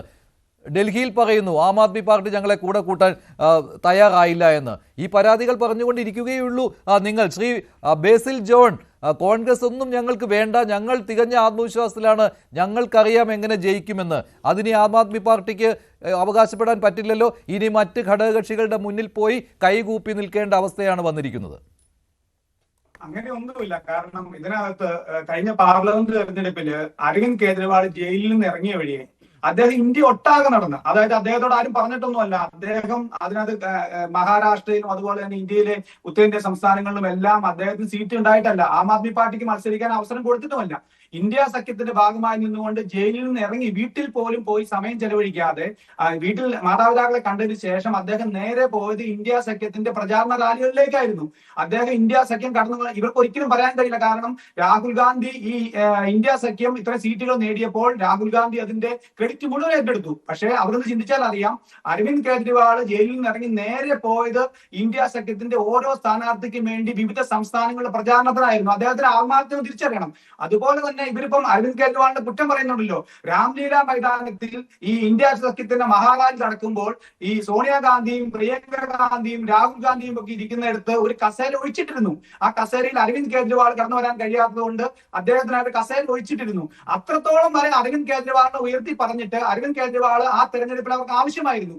ഇന്ത്യ മുഴുവൻ ഇന്ത്യ സഖ്യത്തിന്റെ പ്രചാരകനായി നടന്നിട്ടുള്ള അരവിന്ദ് കേജ്രിവാളിനെയാണ് ഈ തെരഞ്ഞെടുപ്പിൽ, ഡൽഹിയിലെ തെരഞ്ഞെടുപ്പിൽ ആദ്യമായിട്ട് രാഹുൽ ഗാന്ധിയെ കോൺഗ്രസ് നേതാക്കൾ നേതാക്കളെ ഒന്നും ആം ആദ്മി പാർട്ടി ഒന്നും പറഞ്ഞില്ലായിരുന്നു. പക്ഷെ ആദ്യമായി അരവിന്ദ് കെജ്രിവാളിനെ വിശ്വസിക്കാൻ കൊള്ളാത്തവനാണ്, കള്ളനാണ്, അഴിമതിക്കാരനാണെന്ന് ആദ്യമായി പറഞ്ഞ രാഹുൽ ഗാന്ധിയാണ്. അന്നേരമാണ് തിരിച്ച് ഒരു സ്റ്റേറ്റ്മെന്റ് ആം ആദ്മി പാർട്ടിയുടെ ഭാഗത്തുണ്ടായത്. അത് ഒരു മുന്നണിയിൽ ഏറ്റവും കൂടുതൽ സീറ്റുകളുള്ള അല്ലെങ്കിൽ ഒരു മുന്നണിയിൽ തലപ്പത്ത് നിൽക്കുന്ന ഒരു വ്യക്തി, ആ മുന്നണിയുടെ തലപ്പത്ത് നിൽക്കുന്ന വ്യക്തി തന്നെ അത് പറഞ്ഞപ്പോൾ ആം ആദ്മി പാർട്ടിക്ക് വേദനയുണ്ടായി. അന്നേരം മാത്രമാണ് കോൺഗ്രസിനെതിരായി സ്റ്റേറ്റ്മെന്റുകൾ ഇറക്കിയത്. അപ്പോൾ ഇവരുടെ ഉദ്ദേശം എന്താ? ബഹുമാനപ്പെട്ട വേണുചേട്ടൻ ചരിത്രമൊക്കെ പറഞ്ഞു, ഞാൻ ചരിത്രത്തിലേക്കൊന്നും പറയാൻ ആഗ്രഹിക്കുന്നില്ല. ഈ ഷീലാദീക്ഷിത്തിന്റെ കാലഘട്ടത്തില് സുരേഷ് കൽമാടി കോമൺവെൽത്ത് ഗെയിംസുമായി ബന്ധപ്പെട്ട അഴിമതി വന്നു. അതിനെപ്പറ്റി എല്ലാവരും BJP ഉൾപ്പെടെ എല്ലാ പാർട്ടിക്കാരും പ്രവർത്തിച്ചപ്പോൾ അതിനെതിരെ ആം ആദ്മി പാർട്ടിയും പ്രചാരത്തിൽ വന്നു. അപ്പൊ ആ അഴിമതി അങ്ങനെയാണെങ്കിൽ ഇപ്പോൾ പറയുന്ന അഴിമതി അംഗീകരിക്കാൻ പാടില്ലല്ലോ. ഇപ്പോൾ പറയുന്ന അഴിമതി എന്താ? മദ്യ അഴിമതിയാണ് പറയുന്നത്. പക്ഷേ സുപ്രീം കോടതി തന്നെ പറഞ്ഞല്ലോ, വിചാരണ കോടതിയിൽ പോയാൽ 2 മണിക്കൂർ പോലും ഈ കേസ് നിൽക്കില്ല എന്ന് പറഞ്ഞല്ലോ. അപ്പോ നമ്മൾ ഞാൻ പറഞ്ഞില്ല, ഇതിനകത്ത് ശിക്ഷിക്കപ്പെട്ടിട്ടില്ല. ഇപ്പൊ ഈ പുതിയ ആക്ട് പ്രകാരം ആരെ വേണമെങ്കിലും അറസ്റ്റ് ചെയ്യാം, തടങ്കലിൽ വെക്കാം. അതുപോലെ തന്നെ മാപ്പ് സാക്ഷികളാണ് ഇതിനകത്ത്. ഈ മാപ്പ് സാക്ഷികളായി വന്നിരിക്കുന്ന പ്രതികളാണ്, ആദ്യമായിട്ടുള്ള പ്രതികളെ മാപ്പ് സാക്ഷികളാണ്. അതിലേക്കൊന്നും ഞാൻ കടന്നു പോകുന്നില്ല. സേനാപതി ചേട്ടൻ ചരിത്രം പറഞ്ഞുകൊണ്ട് ഞാൻ പറയുകയാണ്, നിങ്ങൾക്ക് ഈ കാര്യത്തിൽ യാതൊരു ആത്മാർത്ഥമില്ല. ഞാൻ തള്ളിവിടാൻ വേണ്ടിയോ അല്ലെങ്കിൽ തർക്കത്തിന് വേണ്ടിയോ ഒന്നും പറയുന്നതല്ല.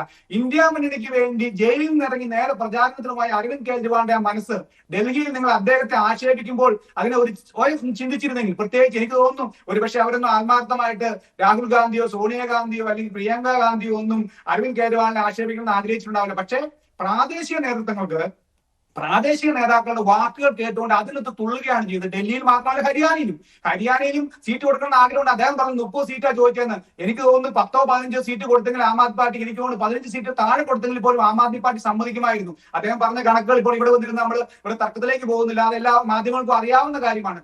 ആ സീറ്റുകൾ വേണ്ട രീതിയിൽ കൊടുക്കാതെ ഒരു സമ്മിശ്ര അല്ലെങ്കിൽ ഒരു ചർച്ചയ്ക്ക് പോലും തയ്യാറാവാതെ മീഡിയകളും അല്ലെങ്കിൽ മറ്റ് സർവേകളും എല്ലാം കോൺഗ്രസിന് അനുകൂലമാണ്, ഗുസ്തി താരങ്ങളെല്ലാം കോൺഗ്രസിന് അനുകൂലമാണ് എന്ന് പറഞ്ഞുകൊണ്ട് ഭയങ്കര ഒരു വിജയ പ്രതീക്ഷയിൽ പോയതുകൊണ്ടാണ്. ഞാൻ തെറ്റ് പറയുന്നൊന്നുമല്ല. പക്ഷെ എങ്കിൽ കൂടിയും ശകലമെങ്കിലും അല്പമെങ്കിലും ആത്മാർത്ഥത കോൺഗ്രസിന്റെ ഭാഗത്ത് ഇന്ത്യ സഖ്യത്തിൽ ഉണ്ടായിരുന്നെങ്കിൽ, അല്ലെങ്കിൽ ഇന്ത്യ സഖ്യത്തെ നയിക്കുന്ന കോൺഗ്രസിന് ഉണ്ടായിരുന്നെങ്കിൽ, ഞങ്ങളാണ് ഈ സഖ്യത്തെ നയിക്കുന്നത് എന്നൊരു തോന്നലുണ്ടായിരുന്നെങ്കിൽ, ഇതിന് നേതാവ് രാഹുൽ ഗാന്ധി എന്ന് തോന്നലുണ്ടായിരുന്നെങ്കിൽ അദ്ദേഹത്തിന് പറയാമായിരുന്നു, ഡൽഹിയിൽ അല്പമെങ്കിലും ഏതായാലും നമ്മൾക്ക് വിജയമില്ല, എന്നായാലും 0 കടക്കില്ല എന്നുള്ള കാര്യം 100% ഉറപ്പായിരുന്നു. കാരണം ഡൽഹിയിൽ തെരഞ്ഞെടുപ്പ് ശരി, അതാണ് പ്രായോഗിക രാഷ്ട്രീയം എന്ന് പറയുന്നത്. വ്യവസ്ഥാപിത രാഷ്ട്രീയ പാർട്ടികൾ അവരുടെ ശക്തി കൂട്ടുന്നതിനെ ശ്രമിക്കുകയുള്ളൂ. അവിടെ അരവിന്ദ് കെജ്രിവാളിന് തെറ്റുപറ്റി, കോൺഗ്രസിനെ അളക്കുന്നതിൽ വീഴ്ച പറ്റി.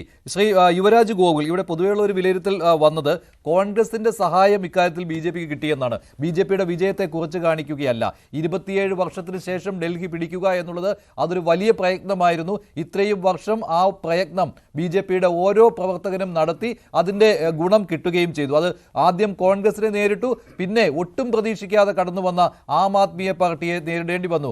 കോൺഗ്രസിനെ നേരിട്ട് അവിടെ ഡൽഹിയിൽ വിജയത്തിലേക്ക് എത്താമെന്ന് BJP ഉറപ്പിച്ച ഘട്ടത്തിലായിരുന്നു ആം ആദ്മി പാർട്ടിയുടെ വരവ്. അത് കോൺഗ്രസിനെതിരെ വന്ന പാർട്ടിയാണെങ്കിൽ പോലും BJPയുടെ വരവിനെയാണ് ഡൽഹിയിൽ അത് തടഞ്ഞത്. പക്ഷേ ഇപ്പോൾ തിരിച്ചെത്തിയിരിക്കുകയാണ്. പക്ഷേ ഈ പറയുന്ന കണക്കുകൾ നോക്കുമ്പോൾ ഈ കോൺഗ്രസ് ആം ആദ്മി പാർട്ടിക്കെതിരെ തിരിഞ്ഞതും അങ്ങനെ അരവിന്ദ് കെജ്രിവാളിനെ കള്ളനായിട്ട് ചിത്രീകരിച്ചതും അത് BJPക്ക് ഗുണകരമായി വന്നിട്ടുമുണ്ട് അല്ലേ? മഞ്ജുഷേ, കോൺഗ്രസിൻ്റെ സപ്പോർട്ട് കൊണ്ടാണ് BJP ജയിച്ചത് എന്നൊക്കെ പറയുന്നത് അത് രാഷ്ട്രീയമായിട്ടൊരു വാദത്തിന് വേണ്ടി ഉന്നയിക്കാമെങ്കിൽ അതിനെ കണക്കുകൾ ബാക്ക് ചെയ്യുമ്പോൾ മാത്രമാണ് അങ്ങനെ ഒരു വാദത്തിന് ശക്തി കൂടുക. ഇപ്പോൾ കോൺഗ്രസിന് കഴിഞ്ഞ നിയമസഭാ തെരഞ്ഞെടുപ്പിൽ 2020 അവിടെ ലഭിച്ചിരിക്കുന്നത് 4.something വോട്ട് മാത്രമാണ് അവിടെ ലഭിച്ചിരിക്കുന്നത്. ഇത്തവണ അവർക്ക് 6 പോയിന്റ് സംതിങ്ങിലേക്ക് അത് മാറിയിട്ടുണ്ട്. 1.5% എന്തോ വ്യത്യാസം മാത്രമാണ് കോൺഗ്രസിന് 2020 കൂടുതലായിട്ട് ഇത്തവണ ലഭിച്ചിരിക്കുന്നത്. BJPക്ക് 38% പുറത്ത് മാത്രമായിരുന്നു കഴിഞ്ഞ നിയമസഭാ തെരഞ്ഞെടുപ്പിൽ അവിടെ വോട്ടുണ്ടായിരുന്നതെന്നുണ്ടെങ്കിൽ ഇത്തവണ അത് 50%-നോടടുത്ത് 47-48% BJPയുടെ വോട്ട് വർദ്ധിച്ചിരിക്കുകയാണ്. അത് കോൺഗ്രസിൻ്റെ വോട്ട് ആകെ 1.5% വോട്ട് കോൺഗ്രസ് പിടിക്കുമ്പോൾ അതുകൊണ്ടാണോ BJPയുടെ വോട്ട് 10%-ഓളം? അങ്ങനെ പറയാൻ കാരണം എന്ന് പറയുന്നത് അത് ഒരിക്കലും ഈ ഞാൻ പറയട്ടെ, കോൺഗ്രസ് പിടിച്ച വോട്ടുകളെല്ലാം കോൺഗ്രസും ആം ആദ്മി പാർട്ടിയും ഒന്നിച്ചുണ്ടായിരുന്നെങ്കിൽ അവരുടെ സഖ്യ സ്ഥാനാർത്ഥിക്ക് പോകുമെന്നൊന്നും നമുക്ക് പറയാം. അതൊരു ഹൈപ്പോത്തറ്റിക്കൽ കേസാണ് മഞ്ജുഷ. അങ്ങനെ പോകുന്നു തന്നെ വെച്ചോളൂ. ഞാൻ പറയാം, മഞ്ജുഷിന്റെ പോയിന്റ് എനിക്ക് മനസ്സിലായി. അങ്ങനെ പോകുന്നു വെച്ചോളൂ, അങ്ങനെ പോകില്ല. വിലയിരുത്തൽ വരാൻ കാരണം ഞാൻ BJPയുടെ വിജയത്തെ കുറിച്ച് കാണിക്കുകയല്ല. അങ്ങനെ വരാൻ കാരണം എന്ന് പറയുന്നത് 15 മണ്ഡലങ്ങളിൽ BJP സ്ഥാനാർത്ഥിയുടെ ഭൂരിപക്ഷം എന്ന് പറയുന്നത് കോൺഗ്രസ് പിടിച്ച വോട്ടുകളെക്കാൾ കുറവായിരുന്നു. അതാണ് അങ്ങനെ ഒരു അസംഷൻ വരാൻ കാരണം. അല്ല, അത് മനസ്സിലായി മഞ്ജുഷ. ആ പറയുന്ന പോയിന്റ് എനിക്ക് പരിപൂർണമായിട്ടും മനസ്സിലായി. മഞ്ജുഷ പറഞ്ഞിരിക്കുന്ന ആ വാദം എനിക്ക് കൃത്യമായിട്ട് മനസ്സിലായി. അത് BJPക്ക് വിരുദ്ധമായിട്ടല്ല മഞ്ജുഷയുടെ ആ വാദം ഉന്നയിച്ചിരിക്കുന്നത്, മനസ്സിലായി. എന്നാലും ഞാൻ പറയുന്നതാണ്, ഒരു വാദത്തിന് വേണ്ടിയിട്ട് അങ്ങനെ പറഞ്ഞാൽ പോലും എന്നാണ് ഞാൻ പറഞ്ഞത്.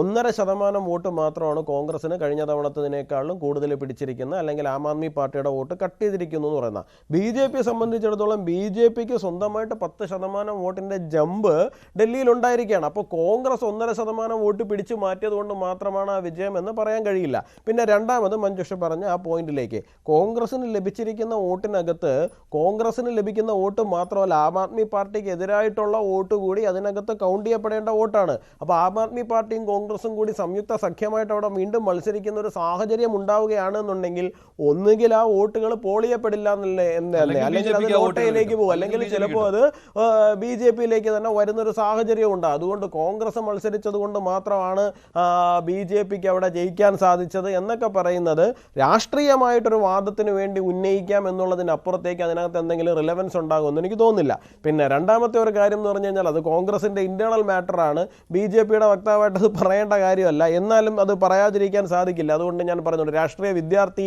എന്നുള്ള നിലയിൽ മാത്രം ഞാനത് പറയണേ. ഈ 2 പതിറ്റാണ്ടിനിടയിൽ കോൺഗ്രസ് എന്തെങ്കിലും ബുദ്ധിപരമായിട്ടുള്ള ഒരു തീരുമാനം രാഷ്ട്രീയമായിട്ട് എവിടെയെങ്കിലും എടുത്തിട്ടുണ്ട് എന്നുണ്ടെങ്കിൽ ഞാൻ പറയും അത് ഡൽഹിയിലാണ്. കാരണം ഇപ്പോൾ അരവിന്ദ് കെജ്രിവാളിന് ലഭിക്കുമെന്ന് പറയുന്നത് ഒരിക്കലും കേജ്രിവാളിന് ലഭിക്കുന്നതായിട്ടുള്ള വോട്ടുകളല്ല. അതായത് ആൻറ്റി BJP ഫാക്ടറിൽ വർക്കാവുന്ന ഒരുപാട് വോട്ടുകളുണ്ട്, എസ്പെഷ്യലി മുസ്ലിം മെജോറിറ്റി മേഖലകളിൽ ഉൾപ്പെടെയുള്ള വോട്ടുകൾ. അത് BJPക്കെതിരെ ശക്തമായിട്ട് നിൽക്കുന്നത് ആരാണോ, അത് ആപ്പാണെങ്കിൽ ആപ്പ്, CPM ആണെങ്കിൽ CPM, കോൺഗ്രസ് ആണെങ്കിൽ കോൺഗ്രസ്, അങ്ങനെ പോകുന്നതാണ്. ഇവിടെ ആം ആദ്മി പാർട്ടി വേഴ്സസ് BJP ആയതുകൊണ്ട് ആം ആദ്മി പാർട്ടിയിലേക്ക് പോയി എന്നുള്ളതേ ഉള്ളൂ. അവിടെ BJP വേഴ്സസ് കോൺഗ്രസ് ആണെന്നുണ്ടെങ്കിൽ തീർച്ചയായിട്ടും അത് കോൺഗ്രസിലേക്ക് തന്നെ പോകുള്ളൂ. അപ്പോൾ കോൺഗ്രസിനെ സംബന്ധിച്ചിടത്തോളം രാഷ്ട്രീയമായിട്ട് ആം ആദ്മി പാർട്ടിയെ പരിപോഷിപ്പിച്ച് കൊണ്ടു കിടക്കേണ്ട കാര്യം അവർക്കില്ല. അതുകൊണ്ട് അവർ ഒറ്റയ്ക്ക് പോകാൻ വേണ്ടിയിട്ട് തീരുമാനമെടുത്തു. രാഷ്ട്രീയമായിട്ട് 2 പതിറ്റാണ്ടിൻ്റെ ഇടയിൽ കോൺഗ്രസ് എടുത്തിരിക്കുന്ന ഏറ്റവും അവരുടെ പൊളിറ്റിക്സിനെ വെച്ച് നോക്കുകയാണെങ്കിൽ നല്ലൊരു തീരുമാനമായിട്ട് മാത്രമേ അതിനെ എനിക്ക് കാണാൻ വേണ്ടിയിട്ട് വിജയത്തെ സ്വാധീനിച്ച ഘടകം എന്ന് പറയുന്നത് ഇപ്പോൾ ഫ്രീ ബി പൊളിറ്റിക്സ് ആണല്ലോ ഡൽഹിയിൽ നിറഞ്ഞു നിന്നത്. അത് ഇത്രയും വർഷങ്ങൾ ഡൽഹിയിൽ അധികാരത്തിൽ തുടരുവാൻ ആം ആദ്മി പാർട്ടിയെയും കേജ്രിവാളിനെയും സഹായിച്ചതും ആ ഫ്രീ ബി പൊളിറ്റിക്സ് ആണ്. അവിടെ സൗജന്യ സേവനങ്ങൾ വാഗ്ദാനം ചെയ്യുകയും അത് നടപ്പിൽ വരുത്തുകയും ചെയ്തു. പക്ഷേ BJP അതേ ചുവട് പിടിച്ചുകൊണ്ട് തന്നെ ഇല്ലാത്ത രീതിയിൽ വളരെ ഭംഗിയായിട്ട് എക്സിക്യൂട്ട് ചെയ്യുന്നത് നമ്മൾ കണ്ടിട്ടുണ്ട്. മറ്റ് പല സംസ്ഥാനങ്ങളിൽ ഈ ഫ്രീ ബി കൊടുക്കുന്ന സമയത്ത് സംസ്ഥാന ഖജനാവിൻ്റെ നട്ടൽ ഒടിച്ചുകൊണ്ടായിരിക്കും പലപ്പോഴും വരുന്നതെന്നുണ്ടെങ്കിൽ ഈ പറയുന്ന സംസ്ഥാനങ്ങളിൽ ഒരിടത്തും തന്നെ അത് സംസ്ഥാന ഖജനാവിനെയോ അല്ലെങ്കിൽ അതിൻ്റെ സ്റ്റേറ്റിൻ്റെ ഓപ്പറേഷനെയോ മറ്റു ഓപ്പറേഷനുകളെയോ ബാധിക്കാത്ത, വികസന പ്രവർത്തനങ്ങളെ ബാധിക്കാത്ത രീതിയിൽ അത് ഭംഗിയായിട്ട് എക്സിക്യൂട്ട് ചെയ്യാൻ വേണ്ടിയിട്ട് BJPക്ക് സാധിച്ചിട്ടുണ്ട്. ആ കോൺഫിഡൻസിൻ്റെ പുറത്താണ് 2500 ഓഫർ ചെയ്തിരിക്കുന്നത്. അത് എത്രയും ഭംഗിയായിട്ട് എക്സിക്യൂട്ട് ചെയ്യുക എന്ന് പറയുന്നത് അത് മുമ്പോട്ട് പോകുമെന്ന് തന്നെയാണ് വിശ്വസിക്കുന്നത്. പിന്നെ ആം ആദ്മി പാർട്ടിയുടെ പരാജയം എന്ന് പറയുന്നത് നമ്മളതിനെ ശരിക്കും ഇങ്ങനെ മാത്രം നോക്കി കണ്ടിട്ട് കാര്യമില്ല. ഞാൻ രാവിലെ മറ്റൊരു ചർച്ചയിൽ ഗോപകുമാർ സാർ ഇവിടെ തന്നെയാണെന്ന് തോന്നുന്നു പറഞ്ഞിരിക്കുന്നത്. അദ്ദേഹം പറഞ്ഞത് വളരെ എക്സാക്റ്റ് ആയിട്ടുള്ളൊരു പോയിന്റ് ന്യൂസ്18 തന്നെ ആയിരുന്നു എന്ന് തോന്നുന്നു ഗോപകുമാർ സാർ പറഞ്ഞത്. അതായത് അത് ഐഡിയോളജിക്കലി ഒരു ബേസ് ഉണ്ടാക്കിയിട്ടുള്ളൊരു പാർട്ടിയല്ല, അതൊരു പൊളിറ്റിക്കൽ മൂവ്മെൻറ്റിൻ്റെ പുറത്ത്. അതെന്ത് പൊളിറ്റിക്കൽ മൂവ്മെൻ്റ് ആയിരുന്നു? ആ 2013-14 കാലഘട്ടം എന്ന് പറയുന്ന ഇൻഫ്ലേഷൻ എന്ന് പറയുന്നത് 2 ഡിജിറ്റിൽ നിൽക്കുകയാണ്. ജനങ്ങൾ അങ്ങേയറ്റം പൊറുതിമുട്ടി നിൽക്കുകയാണ്. അതിൻ്റെ പുറത്തുകൂടെയാണ് ഈ പറയുന്ന ഓരോ ദിവസവും പുതിയ അഴിമതി കഥകൾ വന്നുകൊണ്ടിരിക്കുന്നത്. അപ്പോൾ ജനം അത്രയേറെ വെറുത്ത് നിൽക്കുന്ന ഒരു സമയത്ത് ഒരു പൊളിറ്റിക്കൽ മൂവ്മെൻ്റ് ഉണ്ടാകുന്നു. ആ പൊളിറ്റിക്കൽ മൂവ്മെൻറ്റിനകത്ത് എല്ലാ രാഷ്ട്രീയ പാർട്ടികളും അതിൻ്റെ അകത്ത്, പാർട്ടിയുടെ നേതാക്കളും അതിനകത്ത് എന്തെങ്കിലുമൊക്കെ, അല്ലെങ്കിൽ നേതാക്കൾ അല്ലെങ്കിൽ പ്രവർത്തകർ അതിനകത്ത് ഭാഗമാകുന്നുണ്ട്. അതിനകത്ത് കമ്മ്യൂണിസ്റ്റ് പാർട്ടിയുടെ ആൾക്കാർ ഭാഗമായിട്ടുണ്ട്, അതിനകത്ത് BJPക്കാർ ഭാഗമായിട്ടുണ്ട്, RSSകാർ ഭാഗമായിട്ടുണ്ട്, അല്ലാത്തൊരു ഭാഗമാണ്. അതിനെ പെട്ടെന്നൊരു ദിവസം ഒരു പൊളിറ്റിക്കൽ പാർട്ടിയാക്കി കൊണ്ടുവരുന്നത് അതൊരു ആൻറ്റി കോൺഗ്രസ് മൂവ്മെൻ്റ് ആയിട്ട് തന്നെ കൊണ്ടുവന്ന കാര്യമാണ്. അതിനെ പെട്ടെന്നൊരു ദിവസം കോൺഗ്രസുമായിട്ട് തന്നെ അലൈൻ ചെയ്യുക, പിന്നെ അത് വെച്ചിട്ട് കോൺഗ്രസിനെ തന്നെ വിഴുങ്ങുക, അങ്ങനൊരു പ്രോസസ്സിലേക്ക് പോയിരിക്കുകയാണ്. അരവിന്ദ് കെജ്രിവാളിന് അപ്പുറത്തേക്ക് വളരാൻ വേണ്ടിയിട്ട് ആം ആദ്മി പാർട്ടിക്ക് ഇന്നും സാധിച്ചിട്ടില്ല എന്നുള്ളതാണ് അവരുടെ സെക്കൻഡ് ലെയറിലുള്ള ഓൾമോസ്റ്റ് എല്ലാവരും. കേജ്രിവാളും തോറ്റുവെങ്കിൽ ഓൾമോസ്റ്റ് എല്ലാവരുടെയും പരാജയം എന്ന് പറയുന്നത് കേജ്രിവാളിന് അപ്പുറത്തേക്ക് പോകാൻ. ഇതേ കേജ്രിവാളിനെ പഠിച്ച പണി 18 നോക്കിയിട്ടും 12 വർഷമായിട്ട് കീഴടക്കാൻ പറ്റിയില്ലായിരുന്നു. ഒടുവിൽ ഒരു അഴിമതിയുടെ കറ അദ്ദേഹത്തിന്റെ മേൽ വന്നതാണ് ഇപ്പോൾ ഈ പരാജയത്തിന് കാരണം. അഴിമതിയുടെ കറ എന്ന് പറഞ്ഞു കഴിഞ്ഞാൽ കഴിഞ്ഞാൽ മഞ്ജുഷേ, ഇതിനകത്ത് ഇപ്പോൾ മറ്റേ ആം ആദ്മി പാർട്ടിയുടെ പ്രതിനിധി പറയുന്നുണ്ടായിരുന്നു, എന്താണ് വിചാരണ കോടതിയിലേക്ക് പോയി കഴിഞ്ഞാൽ 2 മണിക്കൂർ പോലും നിൽക്കാത്ത കേസാണ് എന്നൊക്കെ സുപ്രീം കോടതി പറഞ്ഞു. എവിടെ പറഞ്ഞു എന്ന് എനിക്ക് മനസ്സിലാകുന്നില്ല. ആ വഴിക്ക് പോകരുത്, ഓഫീസിലെ ഫയലുകൾ പോലും കൈകാര്യം ചെയ്യരുതെന്നാണ് പറഞ്ഞു വിട്ടിരിക്കുന്നത്. ഓഫീസിലെ ഫയലുകൾ പോലും കൈകാര്യം ചെയ്യരുത് എന്നുള്ള കണ്ടീഷനിലാണ് ബെയിൽ കൊടുത്ത് വിട്ടിരിക്കുന്നത്. അതിനകത്ത് സുപ്രീം കോടതി തന്നെ ഞാൻ വായിച്ചിട്ടുള്ള പല ഇതിനകത്തും കണ്ടിരിക്കുന്നത്, ഇതിനകത്ത് താങ്കൾക്കെതിരായിട്ടുള്ള ആരോപണത്തിൽ കഴമ്പുണ്ട് എന്ന് പറയുന്നതായിട്ടാണ് കണ്ടിരിക്കുന്നത്. അതുകൊണ്ടാണ് അദ്ദേഹത്തിന് ബെയില് പല കാലങ്ങളോളം തന്നെ നിഷേധിക്കപ്പെടുന്ന സാഹചര്യവും പോലും ഉണ്ടായിരിക്കുന്നത്. അതിനകത്ത് അപ്പോൾ ഞാൻ ചോദിക്കട്ടെ, ആം ആദ്മി പാർട്ടിക്കാർ തന്നെയല്ലേ ഇവിടെ കവിതയ്ക്കെതിരെ ആരോപണം ഉന്നയിച്ചുകൊണ്ട് കിടന്നത്? കവിത അവിടെ അഴിമതി കാണിച്ചു, BRS-ന്റെ ഗവൺമെന്റ് തെലങ്കാനയിൽ അഴിമതി കാണിച്ചു എന്നും പറഞ്ഞ് നമ്മുടെ നാടൊട്ടൊക്കെ ഇവർ തന്നെയല്ലേ പോസ്റ്റർ ഒട്ടിച്ചുകൊണ്ട് കിടന്നത്? ആം ആദ്മി പാർട്ടിക്കാർ തന്നെയല്ലേ ആന്റി കറപ്ഷൻ മൂവ്മെന്റ് എന്നും പറഞ്ഞ് നടന്നത്? അതേ കവിത അറസ്റ്റ് ചെയ്തിരിക്കുന്ന കേസുമായിട്ട് ബന്ധപ്പെട്ട് തന്നെയല്ലേ ഏറ്റവും അവസാനം കേജ്രിവാളിൽ എത്തിയിരിക്കുന്നത്. അപ്പോൾ കവിതയെ അറസ്റ്റ് ചെയ്ത കേസ് ന്യായമുള്ളതാണ്, അവിടെ പ്രശ്നമാണ്. ഇവിടെ കേജ്രിവാളിലേക്ക് അതിൻ്റെ തുമ്പ് അന്വേഷിച്ചെത്തുമ്പോഴേക്ക് അത് ന്യായമല്ല എന്ന് പറയുന്നത് എന്ത് അടിസ്ഥാനത്തിലാണ്? പിന്നെ BJP-ക്കാരാണോ ഈ ആരോപണം എടുത്തുകൊണ്ട് വന്നത്? അല്ലല്ലോ, ഇവരുടെ സഖ്യകക്ഷിയായിരുന്ന കോൺഗ്രസ് തന്നെയല്ലേ അത് കൊണ്ടുവന്നിരിക്കുന്നത്. കോൺഗ്രസ് ആം ആദ്മി പാർട്ടിയായിട്ട് സഖ്യം ഉണ്ടാക്കുന്നതിന് മുമ്പും ആം ആദ്മി പാർട്ടിയുമായിട്ട് സഖ്യം ഉണ്ടാക്കി കഴിഞ്ഞതിന് ശേഷവും വളരെ കൃത്യമായിട്ട് അവർ ഫാക്ട് മുഴുവൻ വിളിച്ച് പറയുന്നുണ്ടല്ലോ. അവരോട് ആദ്യം പോയിട്ട് അതിനെ മുഴുവൻ ലോജിക്കലി കട്ട് ചെയ്യാൻ പറയൂ, അതിനുശേഷം മുമ്പോട്ട്. അപ്പോൾ അഴിമതിയുടെ ഒരു കറ ഉണ്ടായിരിക്കുന്നു എന്നുള്ളതല്ല, അദ്ദേഹം അഴിമതി ചെയ്തിരിക്കുന്നു എന്നുള്ളതാണ് പ്രശ്നം ഒരു വശത്ത്. രണ്ടാമത്തെ ഒരു വശം എന്ന് പറഞ്ഞു കഴിഞ്ഞാൽ, ഒരു പൊളിറ്റിക്കൽ പാർട്ടി, ഒരു പൊളിറ്റിക്കൽ ലീഡർ മുമ്പോട്ട് വരുന്ന സമയത്ത് അദ്ദേഹം എന്ത് ഐഡിയോളജിയാണോ മുമ്പോട്ട് വെച്ചിരിക്കുന്നത്, he is bound to live to that expectation എന്നുള്ളതാണ്. ആ എക്സ്പെക്ടേഷൻ അനുസരിച്ചിട്ട് അദ്ദേഹത്തിന് പെർഫോം ചെയ്യാൻ വേണ്ടിയിട്ട്, അല്ലെങ്കിൽ live up to that expectation, അതിന് അദ്ദേഹത്തിന് സാധിക്കണം. സാധിച്ചില്ല എന്നുണ്ടെങ്കിൽ പ്രശ്നമാണ്. ഇദ്ദേഹം എന്താണ്, ആദ്യത്തെ ദിവസം ഞാൻ മെട്രോയിൽ കയറി പോകുന്നു, വാഗണാറിൽ പോകുന്നു. ഈ മെട്രോയിൽ കയറി പോകുന്ന സമയത്ത് അദ്ദേഹത്തിന്റെ മുഖ്യമന്ത്രിയുടേതായിട്ടുള്ള പരിവാര വണ്ടികൾ മുഴുവൻ കൂടെ അന്നേ പറയുന്നതാണ് ഇത് മുഴുവൻ ഉഡായിപ്പാണ്, ഇത് മുഴുവൻ ഗിമ്മിക്കാണ് എന്നുള്ള കാര്യം. ഇത് ജനങ്ങൾക്ക് ബോധ്യപ്പെടാൻ 10 വർഷം എടുത്തു എന്നുള്ളതേ ഉള്ളൂ. ലാളിത്യത്തിന്റെ അപ്പോസ്തലൻ എന്ന് പറഞ്ഞ വന്നയാൾ പ്രസംഗത്തിൽ ഇപ്പോൾ BJP ഹെഡ്ക്വാർട്ടേഴ്സിൽ പറഞ്ഞതും ഇതേ കാരണമാണ്. ആഡംബരത്തിനും അഹങ്കാരത്തിനും കിട്ടിയ തിരിച്ചടിയാണ് ഡൽഹിയിൽ അരവിന്ദ് കെജ്രിവാളിന് ഉണ്ടായിരിക്കുന്ന ഈ പതനം എന്നാണ്. അത് ശരിവെക്കുന്ന കാര്യങ്ങളാണോ സംഭവിച്ചത്? കാരണം ശീഷ് മഹൽ എന്നൊക്കെ പറയുന്നത്, ചില്ലുകൊട്ടാരത്തിലാണ് അദ്ദേഹത്തിന്റെ ജീവിതം എന്നൊക്കെ പറയുന്നത് വെറുമൊരു പ്രചാരണം മാത്രമാണെന്ന് പറയാൻ പറ്റില്ലല്ലോ. കാരണം ഡൽഹി ജനതയ്ക്ക് മുന്നിലാണ് അദ്ദേഹം എൻ്റെ കോടതി ഡൽഹിയിലെ ജനങ്ങളാണ് എന്ന് പറഞ്ഞുകൊണ്ട് വന്നത്. അവിടെയാണ് ഡൽഹി ജനത അദ്ദേഹത്തെ കൈവിട്ടിരിക്കുന്നത്. അപ്പോൾ ഡൽഹി ജനതയ്ക്ക് ബോധ്യമുണ്ടായിരുന്നു ഇത് ശരിയായ ആരോപണങ്ങളാണ് വന്നിട്ടുള്ളത് എന്ന്. അങ്ങനെയല്ലേ കാര്യങ്ങൾ? ശ്രീ മഞ്ജുഷ്, ശീഷ് മഹലിനെ നമ്മൾ ചില്ല് കൊട്ടാരമെന്നാണോ അരക്കില്ലമെന്നാണോ പറയേണ്ടതെന്നുള്ള കാര്യത്തിൽ മാത്രമേ സംശയമുള്ളൂ. സ്വയം കൃതാനർത്ഥം എന്ന് വേണമെങ്കിൽ പറയാം. സ്വന്തം കയ്യിലിരിപ്പ് കൊണ്ട് തന്നെ അമിത ആത്മവിശ്വാസം, അതിമോഹം, അഹങ്കാരം, ഇതിനെല്ലാം ലഭിച്ച സ്വാഭാവിക തിരിച്ചടിയാണ്. ഡൽഹിയുടെ ഇലക്ടറേറ്റ് വളരെയധികം നോക്കിക്കണ്ട് വോട്ട് ചെയ്യുന്ന ആളുകളാണ്. When they were offered a party with a difference, they grabbed it with both hands. ഒരു വ്യത്യസ്തതയുള്ളൊരു പാർട്ടി, പ്രത്യേകിച്ച് 2000 മുതൽ 2015 വരെയുള്ള കാലഘട്ടത്തിൽ ലോകത്ത് വ്യാപകമായ സിവിൽ സൊസൈറ്റി മൂവ്മെൻറ്റ്സ് തഴച്ചു വളർന്ന സമയമാണ്. വടക്കൻ ആഫ്രിക്കയിലും പടിഞ്ഞാറൻ ഏഷ്യയിലും ഉൾപ്പെടെ ഈ മുല്ലപ്പൂ വിപ്ലവം, അതായത് അറബി വസന്തം ആഞ്ഞടിച്ച് ലോകത്തെമ്പാടും സിവിൽ സൊസൈറ്റി മൂവ്മെൻറ്റിന് ഒരു പ്രാധാന്യം വന്നൊരു സമയമാണ്.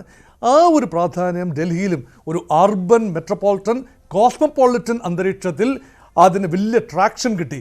അതിൻ്റെ ഗുണഭോക്താവായിരുന്നു ശ്രീ അരവിന്ദ് കെജ്രിവാൾ. അതിനെ ഒരു രാഷ്ട്രീയ കക്ഷിയായി മാറ്റുമ്പോൾ ജനം സ്വാഭാവികമായി വിചാരിച്ചു that will be A party with a difference, A real difference. അത് സംഭവിച്ചില്ല. മറ്റേത് പാർട്ടിയുടെയും പോലെയുള്ള അപജയങ്ങളാണ് പിന്നീട് വർഷാവർഷങ്ങളിൽ കണ്ടത്. അധികാരത്തിന് വേണ്ടി ഭ്രമിക്കുന്ന, സീറ്റ് നേടാൻ വേണ്ടി മറ്റ് പാർട്ടികളിൽ നിന്നും കൂറുമാറിയെത്തുന്ന, അല്ലെങ്കിൽ സീറ്റ് ലഭിക്കാതിരിക്കുമ്പോൾ മറ്റ് പാർട്ടികളിലേക്ക് ചേക്കേറുന്ന ഒരു കൾച്ചർ. അപ്പോൾ അത് ആം ആദ്മി പാർട്ടിയുടെ കൾച്ചറായി മാറിയിരിക്കുന്നു. മറ്റേത് പാർട്ടിയെ പോലെ തന്നെയും ഉള്ള പാർട്ടിയാണ് ആം ആദ്മി പാർട്ടി. മാത്രമല്ല അഴിമതി വിരുദ്ധതയായിരുന്നു ആം ആദ്മി പാർട്ടിയുടെയും അരവിന്ദ് കെജ്രിവാളിൻ്റെയും USP. അത് നഷ്ടപ്പെട്ടിരിക്കുന്നു. ഇത് ഡൽഹി മദ്യനയം എന്ന് പറയുന്നത് ഇത് തെളിയിച്ചില്ല എന്നതിനെക്കുറിച്ചൊരു വലിയ വാദപ്രതിവാദം നടക്കുന്നു. പക്ഷേ ജനങ്ങളെ സംബന്ധിച്ചിടത്തോളം കോടതി എന്ത് പറഞ്ഞാലും ശരി, ജനകീയ കോടതിയിൽ ചെന്ന് ഞാൻ അഗ്നിശുദ്ധി വരുത്തി മുഖ്യമന്ത്രി കസേരയിൽ ഇരിക്കും എന്നാണല്ലോ അരവിന്ദ് കെജ്രിവാൾ പറഞ്ഞത്. ജനകീയ കോടതിയും പൊതുകോടതിയുടെ നിഗമനങ്ങൾ അല്ലെങ്കിൽ അദ്ദേഹത്തിനെതിരെയുള്ള ആരോപണങ്ങൾ ജനകീയ കോടതിയും ജനാധിപത്യ വ്യവസ്ഥയിലെ ജനകീയ കോടതിയും അംഗീകരിച്ചു എന്നതിൻ്റെ തെളിവാണ് ഈ പറയുന്ന പരാജയം. ഇവിടെ വേണമെങ്കിൽ ഈ പരാജയത്തിൻ്റെ തോത് കുറച്ചു കൊണ്ടുവരാനായി തന്ത്രപരമായ നീക്കങ്ങൾ നടത്താമായിരുന്നു. അവിടെയാണ് കോൺഗ്രസ് പാർട്ടിയുടെ പ്രസക്തി വരുന്നത്. അവിടെ ഒരു തന്ത്രപരമായ ഒരു നീക്കത്തിലൂടെ പരമാവധി വോട്ടുകൾ, അല്ലെങ്കിൽ കോൺഗ്രസിന് വളരെ കുറച്ച് വോട്ടുകൾ മാത്രമേ വോട്ട് ഷെയറേ ഉള്ളൂ, 4.2 നിന്നും 6.5 2.5% കോൺഗ്രസിൻ്റെ വോട്ട് കൂടിയത്. ആകെ വ്യത്യാസം ആം ആദ്മി പാർട്ടി തീരെ മോശപ്പെട്ട പ്രകടനമല്ല കാഴ്ചവെച്ചത്. 22 സീറ്റേ ലഭിച്ചുള്ളൂ. പക്ഷേ ആം ആദ്മി പാർട്ടിയും BJP തമ്മിലുള്ള വോട്ട് വിഹിതത്തിലെ വ്യത്യാസം 2.5% താഴെയാണ്. 2% അടുപ്പിച്ചാണ്. ആ 2% വോട്ട് കുറവ് കൊണ്ട് സംഭവിച്ചത് 40 സീറ്റിൻ്റെ കുറവാണ് സംഭവിച്ചത്. അന്ന് ലഭിച്ചതിനേക്കാൾ 40 സീറ്റ് കുറവാണ് ഇപ്പോൾ ലഭിച്ചു. കഴിഞ്ഞ 5 വർഷം കൊണ്ട് 40 സീറ്റിൻ്റെ ഇറോഷൻ വരികയും ആ 40 സീറ്റും ചെന്ന് വീണത് BJPയുടെ കിറ്റിയിലാണ്. അങ്ങനെ നോക്കുമ്പോൾ കോൺഗ്രസിന് ലഭിച്ച 6.5% പൂർണ്ണമായി ലഭിച്ചില്ലെങ്കിലും അതിലൊരു 4% അല്ലെ 3%, കൃത്യം പകുതിയെങ്കിലും ലഭിച്ചിരുന്നു. ഹൈപ്പോത്തറ്റിക്കലി ലഭിച്ചിരുന്നുവെങ്കിൽ സ്ഥിതിഗതികൾ മാറുമായിരുന്നു. നേരത്തെ ഇവിടെ ശ്രീ മഞ്ജുഷ് സൂചിപ്പിച്ചല്ലോ, 15 സീറ്റുകളിൽ ഈ പരാജയത്തിൻ്റെ മാർജിനേക്കാൾ കൂടുതലാണ് കോൺഗ്രസ് പാർട്ടി പിടിച്ച വോട്ടുകൾ എന്ന് പറയുമ്പോൾ അത് പൂർണ്ണമായും ആ പ്ലസ് കോൺഗ്രസ് എന്ന് പറഞ്ഞാൽ അങ്ങനെ 37 സീറ്റ് ലഭിക്കുമായിരുന്നു, അല്ലെങ്കിൽ 40 സീറ്റ് ലഭിക്കുമായിരുന്നു എന്ന് പറയാനാവില്ല. 1, 2 അത് വ്യക്തമാണ്. പക്ഷേ പരാജയത്തിന് തോത് കുറച്ചുകൊണ്ട് വരികയും ഓൾ ഇന്ത്യ ലെവലിൽ BJPക്കെതിരെയുള്ള ഒരു റെസിസ്റ്റൻസ് എന്ന നിലയിൽ ഇന്ത്യ മുന്നണിക്ക് മുഖം നഷ്ടപ്പെടാതെ നോക്കാമായിരുന്നു. ഇവിടെ ഇന്ത്യ മുന്നണിയുടെ മുഖം നഷ്ടപ്പെട്ടു. രണ്ടും പോയി. കോൺഗ്രസിന് ഇതിൽ സമാധാനം പറയേണ്ടി വരുന്നു. ഇന്ത്യ മുന്നണിയുടെ തകർച്ച, പരസ്പര വിശ്വാസം നഷ്ടപ്പെടുന്നു. അതുപോലെ തന്നെ ആം ആദ്മി പാർട്ടി എന്ന പ്രസ്ഥാനത്തിന്റെ ഒരു പതനവും സംഭവിച്ചിരിക്കുകയാണ് അല്ലേ? യഥാർത്ഥത്തിൽ ആം ആദ്മി പാർട്ടി വാസ് ഇൻവിൻസിബിൾ എന്ന് വേണമെങ്കിൽ പറയാം. അതായത് നിയമസഭാ തെരഞ്ഞെടുപ്പിൽ ആം ആദ്മി പാർട്ടിയെ പരാജയപ്പെടുത്താൻ പറ്റില്ല, അതായത് ചന്തുവിനെ തോൽപ്പിക്കാൻ ആവില്ല മക്കളെ എന്ന് പറയുന്നത് പോലെ ചതിപ്രയോഗത്തിലൂടെ അല്ലാതെ തോൽപ്പിക്കാനാവില്ല എന്ന് പറയുന്ന അഹങ്കാരത്തിനേറ്റ അടിയാണ്. ദേശീയ തെരഞ്ഞെടുപ്പ് വേറൊരു അർത്ഥത്തിലാണ്. കേന്ദ്രത്തിൽ സ്റ്റേബിൾ ഗവൺമെൻറ് ഉണ്ടാകണം, BJPക്ക് ഒരുപക്ഷെ ഡൽഹിക്കാർ വോട്ട് ചെയ്യും. പക്ഷേ ആം ആദ്മി പാർട്ടി കെട്ടിപ്പടുത്തൊരു വിശ്വാസ്യത, പ്രതിച്ഛായ, ഒരു കഴകം, അത് ആ അഴിമതി വിരുദ്ധത തകരണം എന്ന് തന്നെയാണ് എല്ലാ പാർട്ടികളും ആഗ്രഹിച്ചിരുന്നത് അല്ലേ? അത് കോൺഗ്രസും അങ്ങനെ തന്നെ ആഗ്രഹിച്ചിരുന്നു, BJPയും അങ്ങനെ തന്നെ ആഗ്രഹിച്ചിരുന്നു. അതുകൊണ്ട് തന്നെയാണ് കോൺഗ്രസ് ആണ് ഇത് കൊണ്ടുവന്നത്, ഈ അഴിമതി കെജ്രിവാളിനെതിരെ കൊണ്ടുവന്നത്. BJP അത് ഊതി ഉയർപ്പിച്ചു. പിന്നീട് അതിന് വളം നൽകാൻ കോൺഗ്രസ് മുന്നിൽ തന്നെ ഉണ്ടായിരുന്നു. അതാണ് ഡൽഹിയിൽ അവസാനം അത് പ്രതിഫലിക്കുകയും ചെയ്തത്. ശ്രീ സിബി സത്യൻ, ഇത് അനിവാര്യമായിരുന്ന ഒരു പതനമായിരുന്നുവല്ലോ, സംഭവിക്കുമായിരുന്നു അടുത്ത് തന്നെ. അത് ഈ 2025 തെരഞ്ഞെടുപ്പിൽ സംഭവിച്ചു എന്ന് മാത്രം. ഇത് സംഭവിക്കുമായിരുന്നു എന്നുള്ള കാര്യത്തിൽ സംശയമൊന്നും വേണ്ട. കാരണം നമ്മൾ മുൻകാല ചർച്ചകളിലെല്ലാം പറഞ്ഞതുപോലെ തന്നെ ഒരു സിംഗിൾ മുദ്രാവാക്യവുമായി രൂപപ്പെട്ട ഒരു പാർട്ടി അത് 12 വർഷം സർവൈവ് ചെയ്തു എന്ന് പറയുന്നത് തന്നെ ഒരു വലിയ സംഭവമാണ്. സ്വാഭാവികമായിട്ടും അത് ആ പാർട്ടിയെ തകർക്കാനായിട്ട് അത് ഉയർത്തിയ മുദ്രാവാക്യത്തിന്റെ കടക്കൽ വെച്ച് വെട്ടിക്കളയുക എന്ന കൃത്യമായ രാഷ്ട്രീയ ദൗത്യമാണ് BJPയുടെ സർക്കാർ ചെയ്തത്. അതായത് അഴിമതി വിരുദ്ധത എന്ന് പറഞ്ഞ മുദ്രാവാക്യവുമായിട്ട് വന്ന AAPയുടെ ഏറ്റവും സമുന്നതരായ 2 നേതാക്കൾ അഴിമതി കേസിൽ അകത്ത് കിടന്നു. അത് മനീഷ് സിസോദിയയും അരവിന്ദ് കെജ്രിവാളും. ആ അകത്ത് കിടന്നപ്പോൾ ഇതൊരു പൊളിറ്റിക്കൽ വെണ്ടറ്റയാണ്, ഇതൊരു രാഷ്ട്രീയ പ്രതികാരമാണ് എന്ന ആം ആദ്മിയുടെ ഒരു വേർഷൻ, ഒരു നറേറ്റീവ് ജനം അംഗീകരിച്ചില്ല. അതുകൊണ്ടാണ് ആം ആദ്മിയുടെ 22 സ്ഥാനാർത്ഥികൾ ജയിച്ചിട്ടും അരവിന്ദ് കെജ്രിവാളും മനീഷ് സിസോഡിയയും വിജയിക്കാതിരുന്നത്. നമ്മളത് വളരെ കൃത്യമായിട്ട് കാണും, ജനങ്ങളുടെ എക്സ്പെക്ടേഷൻ. കാരണം നേരത്തെ പറഞ്ഞതുപോലെ ഇതൊരു മൂവ്മെന്റ് പൊളിറ്റിക്സ് ആണ്. ഈ മൂവ്മെന്റ് പൊളിറ്റിക്സിൽ ജനങ്ങൾക്ക് വലിയൊരു ആസ്പിറേഷൻ ലെവൽ ഉണ്ടായിരുന്നു, ഒരു എക്സ്പെക്ടേഷൻ ഉണ്ടായിരുന്നു. ആ എക്സ്പെക്ടേഷനകത്ത് ഈ പറഞ്ഞതുപോലെ ഇവർ രണ്ടുപേരും ആ എക്സ്പെക്ടേഷനെ തകർത്ത് കളഞ്ഞു. അല്ലെങ്കിൽ 12 വർഷത്തിന് ശേഷം അവർ ആ എക്സ്പെക്ടേഷന് താഴെ പോയി. അപ്പൊ അതിനെ സംബന്ധിച്ചിടത്തോളം നേരത്തെ നമ്മൾ പലതവണ പറഞ്ഞതുപോലെ ആം ആദ്മി പാർട്ടി മുന്നോട്ട് വെച്ച ഒരു വെൽഫെയർ പൊളിറ്റിക്സ് എന്ന് പറയുന്ന ഒരു സംഭവത്തിനേക്കാൾ ജനങ്ങളുടെ എക്സ്പെക്ടേഷൻ ആയിരുന്നു വലിപ്പം കൂടുതൽ. ആ ത്രാസാണ് കൂടുതൽ വെയിറ്റ് ഉണ്ടായിരുന്നത്. അതുകൊണ്ടാണ് ആം ആദ്മി പാർട്ടിക്ക് ഈ ഒരു പരാജയം നേരിടേണ്ടി വന്നത്. പക്ഷെ നമ്മളൊരു കാര്യം മനസ്സിലാക്കേണ്ട മഞ്ജുഷ്, ആത്യന്തികമായിട്ട് ഈ പാർട്ടിയുടെ ജന്മം ഒരു സിംഗിൾ മുദ്രാവാക്യത്തിലായിരുന്നെങ്കിൽ, അതായത് ഇന്ത്യ അഗൻസ്റ്റ് കറപ്ഷൻ എന്ന് പറയുന്ന അല്ലെങ്കിൽ അഴിമതിക്കെതിരെ എന്നുള്ളതായിരുന്നെങ്കിൽ, കഴിഞ്ഞ 12 വർഷത്തിനിടയിൽ ഇതിനകത്ത് ഇതിനെ ഒരു പ്രത്യയശാസ്ത്ര സംഭവമായിട്ട് രൂപപ്പെടുത്തിയെടുക്കാൻ, ഒരു പ്രത്യയശാസ്ത്ര പ്രസ്ഥാനമായിട്ട് അല്ലെങ്കിൽ ശക്തമായ ഒരു പ്രത്യയശാസ്ത്ര അടിത്തറയുള്ള ഒരു പ്രസ്ഥാനമായിട്ട് രൂപപ്പെടുത്തിയെടുക്കാൻ ആം ആദ്മിയുടെ നേതൃത്വത്തിൽ കഴിഞ്ഞതേയില്ല. അങ്ങനെ കഴിഞ്ഞിട്ടുണ്ടായിരുന്നെങ്കിൽ ഒരുപക്ഷെ ഈ ഒരു പ്രതിസന്ധി ഇപ്പോൾ ഉടലെടുക്കില്ലായിരുന്നു എന്ന് നമ്മൾ ഉൾക്കൊള്ളണം. കാരണം അതായത് ഒരു പല കാരണവശാലും ഘട്ടങ്ങളിലും പല രീതിയിൽ പെരുമാറുന്ന ഒരു പാർട്ടിയായിട്ട് ആം ആദ്മി പാർട്ടി പോയോ? ഇപ്പോൾ BJPയെ അതെ. നേരിടുന്നതിന് വേണ്ടി സോഫ്റ്റ് ഹിന്ദുത്വ പുറത്തെടുക്കുവാനായിട്ട് അരവിന്ദ് കെജ്രിവാൾ ശ്രമിച്ചു. അത് ചൂണ്ടിക്കാണിക്കാൻ കോൺഗ്രസ് ഉണ്ടായിരുന്നു. അപ്പോൾ ഈ ഇന്ത്യ മുന്നണിയിൽ അരവിന്ദ് കെജ്രിവാൾ വന്നപ്പോൾ സ്വീകരിച്ചു എന്നത് കേജ്രിവാളിനെതിരെ BJP സർക്കാർ എടുത്തിരിക്കുന്ന നടപടികൾ അത് ഏത് പ്രതിപക്ഷ നേതാക്കൾക്കെതിരെയും ഉണ്ടാകും എന്ന കാര്യം തുറന്നു കാട്ടുന്നതിന് വേണ്ടിയുള്ള ഒരു പിന്തുണ കേജ്രിവാളിന് നൽകി. അത് ഇന്ത്യ സഖ്യത്തിന് ഉപയോഗപ്പെടുകയും ചെയ്തു. അതല്ലാതെ കേജ്രിവാൾ വിശ്വസിച്ചു പോയോ ഇന്ത്യ സഖ്യത്തിലെ നേതാക്കൾ, പ്രത്യേകിച്ച് കോൺഗ്രസ് എന്നോട് മൃദുവായി പെരുമാറുന്നത് ആം ആദ്മി പാർട്ടിയോടുള്ള സ്നേഹം കൊണ്ടാണെന്ന്? അല്ല, ഇന്നലത്തെ ഒരു പോയിന്റ് ഞാൻ വീണ്ടും ആവർത്തിക്കാം. ഇവിടെ ആം ആദ്മി പാർട്ടിയുടെ പ്രതിനിധി കുറച്ചു മുമ്പ് പറയുന്നത് കേട്ടതിന്റെ തുടർച്ചയായിട്ട് ഞാൻ ആവർത്തിക്കാം. അതായത് അരവിന്ദ് കെജ്രിവാൾ അറസ്റ്റിലായി ജയിലിൽ നിന്ന് പുറത്തു വരുമ്പോൾ ഇന്ത്യ സഖ്യത്തിന്റെ മുഴുവൻ പ്രചരണ റാലികളിലും ചുറ്റി നടന്ന് സംസാരിക്കുകയും ഈ പറഞ്ഞതുപോലെ ഇന്ത്യ സഖ്യത്തിന് ഒരു വലിയൊരു ആവേശം ഉണ്ടാക്കി കൊടുക്കുകയും ചെയ്തു. അത് ഇന്ത്യ സഖ്യത്തിന്റെ പ്രകടനത്തിന് വളരെ പോസിറ്റീവായിട്ട് വന്നു ഭവിച്ച ഒരു സംഗതിയാണ്. അതിനെ പൂർണ്ണമായി ഉൾക്കൊണ്ട് തന്നെ പറയുന്നു. അത് പക്ഷേ കോൺഗ്രസിനേക്കാൾ കൂടുതൽ, RJDയേക്കാൾ കൂടുതൽ, SP-യേക്കാൾ കൂടുതൽ ആം ആദ്മി പാർട്ടിയുടെ ആവശ്യമായിരുന്നു. കാരണം ഈ പറഞ്ഞതുപോലെ ആം ആദ്മി പാർട്ടിയാണ് ഏറ്റവും കൂടുതൽ വേട്ടയാടപ്പെടുന്ന ആ സന്ദർഭത്തിൽ. ആം ആദ്മി പാർട്ടി വേട്ടയാടപ്പെടുമ്പോൾ ആം ആദ്മി പാർട്ടിക്ക് ഈ എല്ലാ പ്രതിപക്ഷ പാർട്ടികളും ഒന്നിച്ചുള്ള ശക്തമായ ഡിഫൻസ് ആവശ്യമുണ്ട്. ആ ഡിഫൻസിന് വേണ്ടിയിട്ടാണ്, ആ സ്വന്തം എന്താ പറയുക ഫൈറ്റിന് സഹായം ആവശ്യപ്പെട്ടിട്ടാണ് അരവിന്ദ് കെജ്രിവാൾ അന്ന് ഇന്ത്യ സഖ്യത്തിന് വേണ്ടിയിട്ട് എല്ലാ സ്ഥലത്തും പോയതും സംസാരിച്ചതും പ്രസംഗിച്ചതും ഒക്കെ. അല്ലാതെ നമ്മൾ അതിന് തൊട്ടു മുമ്പുള്ള കാലം എടുക്കുക. അരവിന്ദ് കെജ്രിവാൾ അറസ്റ്റിലാവുന്നതിന് തൊട്ടു മുമ്പ് വരെ ഇന്ത്യ സഖ്യത്തിന്റെ ഒരു രൂപവൽക്കരണ ചർച്ചയിൽ, അതിന്റെ തുടർന്നുള്ള ചർച്ചകളിലൊക്കെ ഏറ്റവും ശക്തമായി ഈഗോയിസ്റ്റിക്കായ ഒരു സ്റ്റാൻഡ് എടുത്ത പാർട്ടിയാണ് ആം ആദ്മി പാർട്ടി.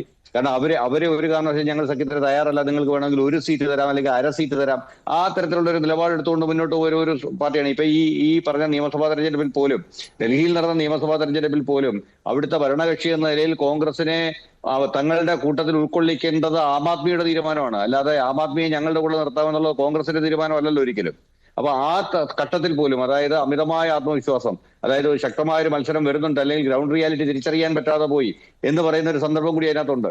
കാരണം 2 നേതാക്കന്മാർ ജയിലിലായി, തങ്ങൾ മുന്നോട്ട് വെച്ച അഴിമതി വിരുദ്ധ പ്രതിച്ഛായ തകർന്നിരിക്കുന്നു.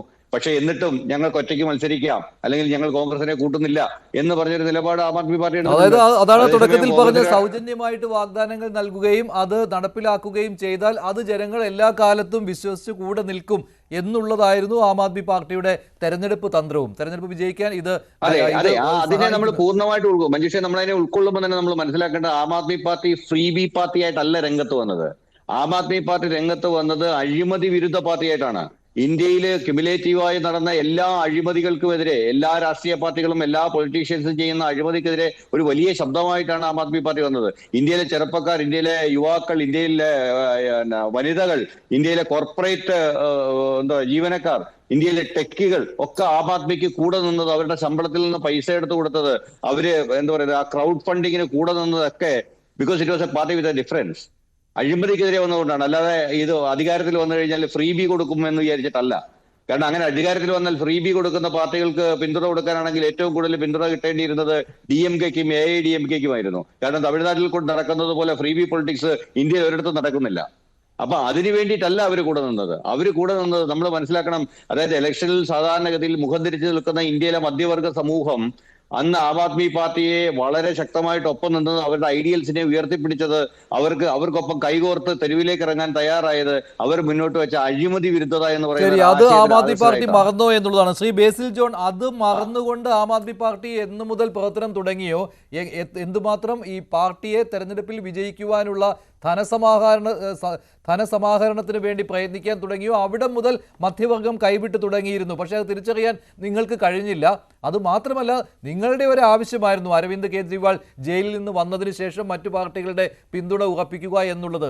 അതല്ലാതെ മറ്റു പാർട്ടികളുടെ ആവശ്യമായിരുന്നില്ല.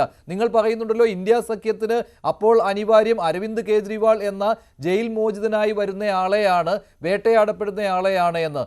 പക്ഷെ അങ്ങനെയല്ല, തിരിച്ച് നിങ്ങൾക്കായിരുന്നു ആവശ്യമുണ്ടായിരുന്നത്. ആവശ്യം കഴിഞ്ഞപ്പോൾ നിങ്ങളത് കൈവിട്ടു. നിങ്ങളുടെ അമിതമായ ആത്മവിശ്വാസം അവിടെ നിങ്ങൾ പ്രയോഗിച്ചു. ഒരിക്കലുമല്ല. അത് അരവിന്ദ് കേജ്രിവാള് ഈ കാര്യത്തിലൊക്കെ ജയിലിൽ പോകാനോ അല്ലെങ്കിൽ എന്ത് നടപടികൾ നേരിടാനോ അരവിന്ദ് കേജ്രിവാളോ ആം ആദ്മി പാർട്ടിയുടെ MLA മാർക്കോ മറ്റുള്ള ആളുകൾക്ക് യാതൊരു പേടിയുമില്ല. മറ്റ് നിങ്ങൾക്കറിയാമല്ലോ, നമ്മൾക്കറിയാം മഹാരാഷ്ട്രയിലെ പോലെയും മറ്റ് ഘടകകക്ഷികളും ഒക്കെ ഒന്ന് പേടിപ്പിച്ചപ്പോഴത്തേക്കും മാറുകയും BJPയുടെ കൂടെ കൂടുകയൊക്കെ ചെയ്തു. പക്ഷെ കേജ്രിവാളോ ആം ആദ്മി പാർട്ടിയോ അത് ചെയ്തില്ല. പിന്നെ ബഹുമാനപ്പെട്ട കോൺഗ്രസിന്റെയും BJPയുടെയും ഒക്കെ ആളുകൾ പറയുന്നത് പ്രത്യയശാസ്ത്രം ഐഡിയോളജി ഇല്ല എന്ന്. ഞാൻ ചോദിക്കട്ടെ, കൃത്യമായി ചോദിക്കട്ടെ, എന്ത് ഐഡിയോളജിയാണ് BJPക്ക് ഇലക്ഷനിലുള്ളത്?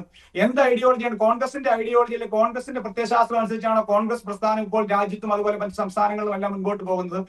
ഈ ഐഡിയോളജി എന്ന് പറയുന്നത് BJP പലപ്പോഴും ഇന്ത്യയിലെ പാർലമെന്റ് തെരഞ്ഞെടുപ്പിലും അതുപോലെ മറ്റ് സ്റ്റേറ്റുകളിലും എല്ലാം മതം പറഞ്ഞും ജാതി പറഞ്ഞും അല്ലെങ്കിൽ ഹിന്ദുത്വം പറഞ്ഞുമാണ് വോട്ട് പിടിച്ചുകൊണ്ടിരുന്നത്. പക്ഷെ ഡൽഹിയിൽ മാത്രം, അതായത് ആദ്യമായിട്ട് ഈ ഫ്രീ ബീസിനെ എതിർത്ത ആളുകളാണ് കോൺഗ്രസും BJPയും എല്ലാം. സുപ്രീം കോടതിയിൽ പറഞ്ഞല്ലോ ഈ ഫ്രീ ബീസ് കൊടുക്കരുത്, തെരഞ്ഞെടുപ്പിന് എതിരാണ് എന്നൊക്കെ പറയുകയുണ്ടായി. എന്നിട്ട് അതിലേക്ക് തന്നെ, അതായത് മതം പറഞ്ഞാൽ ഡൽഹിയിൽ ജനങ്ങൾ വിശ്വസിക്കില്ല എന്ന് കണ്ടുകൊണ്ട്, ഹിന്ദുത്വം ഡൽഹിയിൽ ഓടില്ല എന്ന് അറിഞ്ഞുകൊണ്ട് പലപ്പോഴും ജനക്ഷേമ പ്രവർത്തനങ്ങൾ തുടരാൻ വേണ്ടി, അതായത് ആം ആദ്മി പാർട്ടി തുടങ്ങി വെച്ചപ്പോൾ അതിനെ നഖശിഖാന്തം എതിർത്ത കോൺഗ്രസും അതുപോലെ തന്നെ BJPയും ആ കാര്യങ്ങൾക്ക് പുറകെ പോകേണ്ടി വന്നു. അല്ലെങ്കിൽ കേജ്രിവാൾ ചെയ്യുന്നതാണ് ശരി എന്ന് പറയേണ്ടി വന്നു. കാരണം കേജ്രിവാൾ 2100 കൊടുക്കുമെന്ന് പറഞ്ഞപ്പോൾ കേജ്രിവാൾ തുടങ്ങി വെച്ച എല്ലാ ക്ഷേമ പ്രവർത്തനങ്ങളും അല്ലെങ്കിൽ എല്ലാവിധ ആനുകൂല്യങ്ങളും ഫ്രീ ബീസും തുടരുമെന്നും അത് കൂടാതെ 2500 രൂപ കൊടുക്കുമെന്ന് ലേലം വിളിക്കുമ്പോൾ പറയുകയാണ്. BJP ആദ്യമായിട്ട് ഇന്ത്യയിൽ ഒരു സംസ്ഥാനത്ത് ഹിന്ദുത്വവും വർഗീയതയും മാറ്റിവെച്ചുകൊണ്ട് തെരഞ്ഞെടുപ്പിനെ നേരിട്ടുവെങ്കിൽ അത് ഡൽഹിയിലാണ്. അത് തന്നെ ഞങ്ങൾക്കൊരു വിജയമാണ്. കാരണം ഈ ഇന്ത്യയിലെ മുഴുവൻ സംസ്ഥാനങ്ങളും ഇപ്പൊ പറഞ്ഞല്ലോ, മധ്യപ്രദേശിലും മറ്റ് സംസ്ഥാനങ്ങളിലും ഒക്കെ ഇവർ തുടരുന്നുണ്ടായിരുന്നു. ഈ ഡൽഹിയിലെ പൊളിറ്റിക്സ് എന്താ? 33,000 കോടി കടമായിരുന്ന ഡൽഹിയിൽ ഈ ഫ്രീ കൊടുത്തതെല്ലാം എങ്ങനെ ആ കടം മേടിച്ചല്ല. ഇപ്പൊ കേരളത്തിന് കൊടുക്കുന്നുണ്ട്, മറ്റ് സംസ്ഥാനങ്ങളും കൊടുക്കുന്നുണ്ട്. പക്ഷെ അവരുടെ കടം 5 വർഷം കൂടുമ്പോൾ ഇരട്ടിയിലോ അല്ലെങ്കിൽ 3 ഇരട്ടിയിലോ മേളിലേക്ക് വരികയാണ്. ഡൽഹിയിൽ 33,000 കോടി കടമായിരുന്നത് അദ്ദേഹം 95% വീട്ടിയിട്ടാണ്, 95% കടം കുറച്ചിട്ടാണ് ഈ ആനുകൂല്യങ്ങളെല്ലാം കൊടുത്തത്. അപ്പോൾ ഞാൻ ചോദിക്കുന്നത്, ജനക്ഷേമ പ്രവർത്തനങ്ങൾ നടത്തിക്കൊണ്ടിരിക്കുകയാണ്. ഞാൻ വരട്ടെ, ഒരു വർഷം കഴിയിട്ട് നമ്മൾക്കറിയാലോ BJPയുടെ നരേന്ദ്രമോദി എന്തോരും പല സത്യമായി പറഞ്ഞാൽ ഗീർവാണങ്ങൾ അടിക്കുന്നുണ്ട്. അദ്ദേഹം കൊച്ചിയിൽ പറയുകയാണ് 56 ഇഞ്ചുണ്ട് അല്ലെങ്കിൽ നിവർന്ന് പറയുകയാണ് പല കാര്യങ്ങളും ചെയ്യുമെന്ന്. നോട്ട് നിരോധനത്തെ പറ്റി നമ്മൾ കേട്ടോ, ഞാൻ ആ വിഷയത്തിലേക്കൊന്നും പോകുന്നില്ല. പക്ഷെ പെട്രോളിന് വില കുറയ്ക്കുമെന്ന് പറഞ്ഞു, ഗ്യാസിന് വില കുറയ്ക്കുമെന്ന് പറഞ്ഞു, നോട്ട് നിരോധനം ശക്തമായിട്ടും ശരിയല്ല എങ്കിൽ എന്നെ ചുട്ടുകൊണ്ടുകൊള്ളാൻ പറഞ്ഞു. ഇത്തരത്തിൽ വാചക കസർത്ത് മാത്രം നടത്തുന്ന ഒരു നേതാവാണ് നരേന്ദ്രമോദി. ഞാൻ ഉറപ്പ് പറയുന്നു, അദ്ദേഹത്തിന് ജനങ്ങൾക്ക് ജനക്ഷേമ പ്രവർത്തനം നടക്കുന്ന കാര്യത്തിലോ ഫ്രീ ബീസ് കൊടുക്കുന്ന കാര്യങ്ങളോ അല്ലെങ്കിൽ വെൽഫെയർ പൊളിറ്റിക്സിലോ യാതൊരു താല്പര്യവുമില്ല. ഡൽഹിയിൽ ഇപ്പോൾ കൊടുക്കുന്ന വൈദ്യുതിയും അത് പ്രത്യേകിച്ച് അറിയാം. ഡൽഹിയിൽ വൈദ്യുതി 200 യൂണിറ്റ് കൊടുക്കുന്നുണ്ട്, കുടിവെള്ളം 24 ലിറ്റർ കൊടുക്കുന്നുണ്ട്, അതുപോലെ തന്നെ ഫ്രീ ബീസ് കണ്ടമാനമുണ്ട്. ഇതൊന്നും തുടരാൻ BJP കഴിയില്ല. ശരി, ശ്രീ യുവരാജ് ഗോകുൽ, അതിനുള്ള മറുപടി, ഫ്രീ ബീസ് നിങ്ങൾക്കും പിന്തുടരേണ്ടി വന്നുവല്ലോ ആം ആദ്മി പാർട്ടിയുടെ അതേ വഴിയിൽ. മഞ്ജുഷേ, നമ്മൾ എല്ലാ സംസ്ഥാനങ്ങളിലും നമ്മൾ തിരഞ്ഞെടുപ്പിനെ അഭിമുഖീകരിക്കുന്ന സമയത്ത് അവിടെ ക്ഷേമ പദ്ധതികൾക്ക് വേണ്ടിയിട്ട് വളരെ പ്രത്യേകമായിട്ടുള്ള സ്കീമുകൾ തന്നെ പ്രഖ്യാപിച്ചിട്ടുണ്ട്. വളരെ വ്യക്തമായിട്ട് ഞാൻ പറഞ്ഞു, മധ്യപ്രദേശിൽ അത് ചെയ്തിട്ടുണ്ട്, മഹാരാഷ്ട്രയിൽ അത് ചെയ്തിട്ടുണ്ട്, ഹരിയാനയിൽ അത് ചെയ്തിട്ടുണ്ട്. ഈ ഉത്തരം താങ്ങുന്ന പല്ലി എന്നൊക്കെ പറയുന്നത് പോലെ തന്നെ ഞാനിത് താങ്ങിപ്പിടിച്ചിരിക്കുന്നത് കൊണ്ടാണ് ഈ മേൽക്കൂര ഇവിടെ നിലനിൽക്കുന്നത് എന്നുള്ള അർത്ഥത്തിൽ ഡൽഹിയിൽ വന്നപ്പോൾ മാത്രം BJPക്ക് ഇത് പ്രഖ്യാപിക്കേണ്ടി വന്നു. സാറേ, ഡൽഹിയിൽ മാത്രമല്ല, BJP ഓരോ സംസ്ഥാനങ്ങളിലും തിരഞ്ഞെടുപ്പിനെ അഭിമുഖീകരിക്കുന്ന സമയത്ത് ക്ഷേമ പദ്ധതികൾ നമുക്ക് എന്താണോ ചെയ്യാൻ പറ്റുന്നത് അത് ജനങ്ങളുടെ മുമ്പിലോട്ട് വെച്ചിട്ട് തന്നെയാണ്, പ്രകടന പത്രികകളിൽ വെച്ചിട്ട് തന്നെയാണ് മുമ്പോട്ട് പോയിരിക്കുന്നത്. അല്ല, ഞാൻ പറയാം, എൻ്റെ പൊന്ന് മാഷേ, മധ്യപ്രദേശിൽ ഡൽഹി കണ്ടിട്ടാണോ ഞങ്ങൾ ചെയ്തത്? മധ്യപ്രദേശിൽ ഞങ്ങൾ ചെയ്തില്ലേ? മഹാരാഷ്ട്രയിൽ ഞങ്ങൾ ചെയ്തില്ലേ? ഹരിയാനയിൽ ഞങ്ങൾ ചെയ്തില്ലേ? പിന്നെ നിങ്ങളെന്തിനാ, അതാ ഞാൻ പറഞ്ഞു, നിങ്ങൾ ഉത്തരം താങ്ങുന്ന പല്ലിയാകാതെ നിങ്ങളെ കണ്ടുകൊണ്ടാണ് ബാക്കിയുള്ളവരെല്ലാവരും കോഴി കൂവുന്നതുകൊണ്ടാണ് സൂര്യൻ ഉദിക്കുന്നതെന്ന് പറയുന്ന പോലെ നിങ്ങളെ കണ്ടുകൊണ്ടാണ് ബാക്കി എല്ലാവരും ചെയ്യുന്നതെന്നൊക്കെ പറഞ്ഞു കഴിഞ്ഞാൽ നിങ്ങളെന്താ ചെയ്യുന്നതിന്?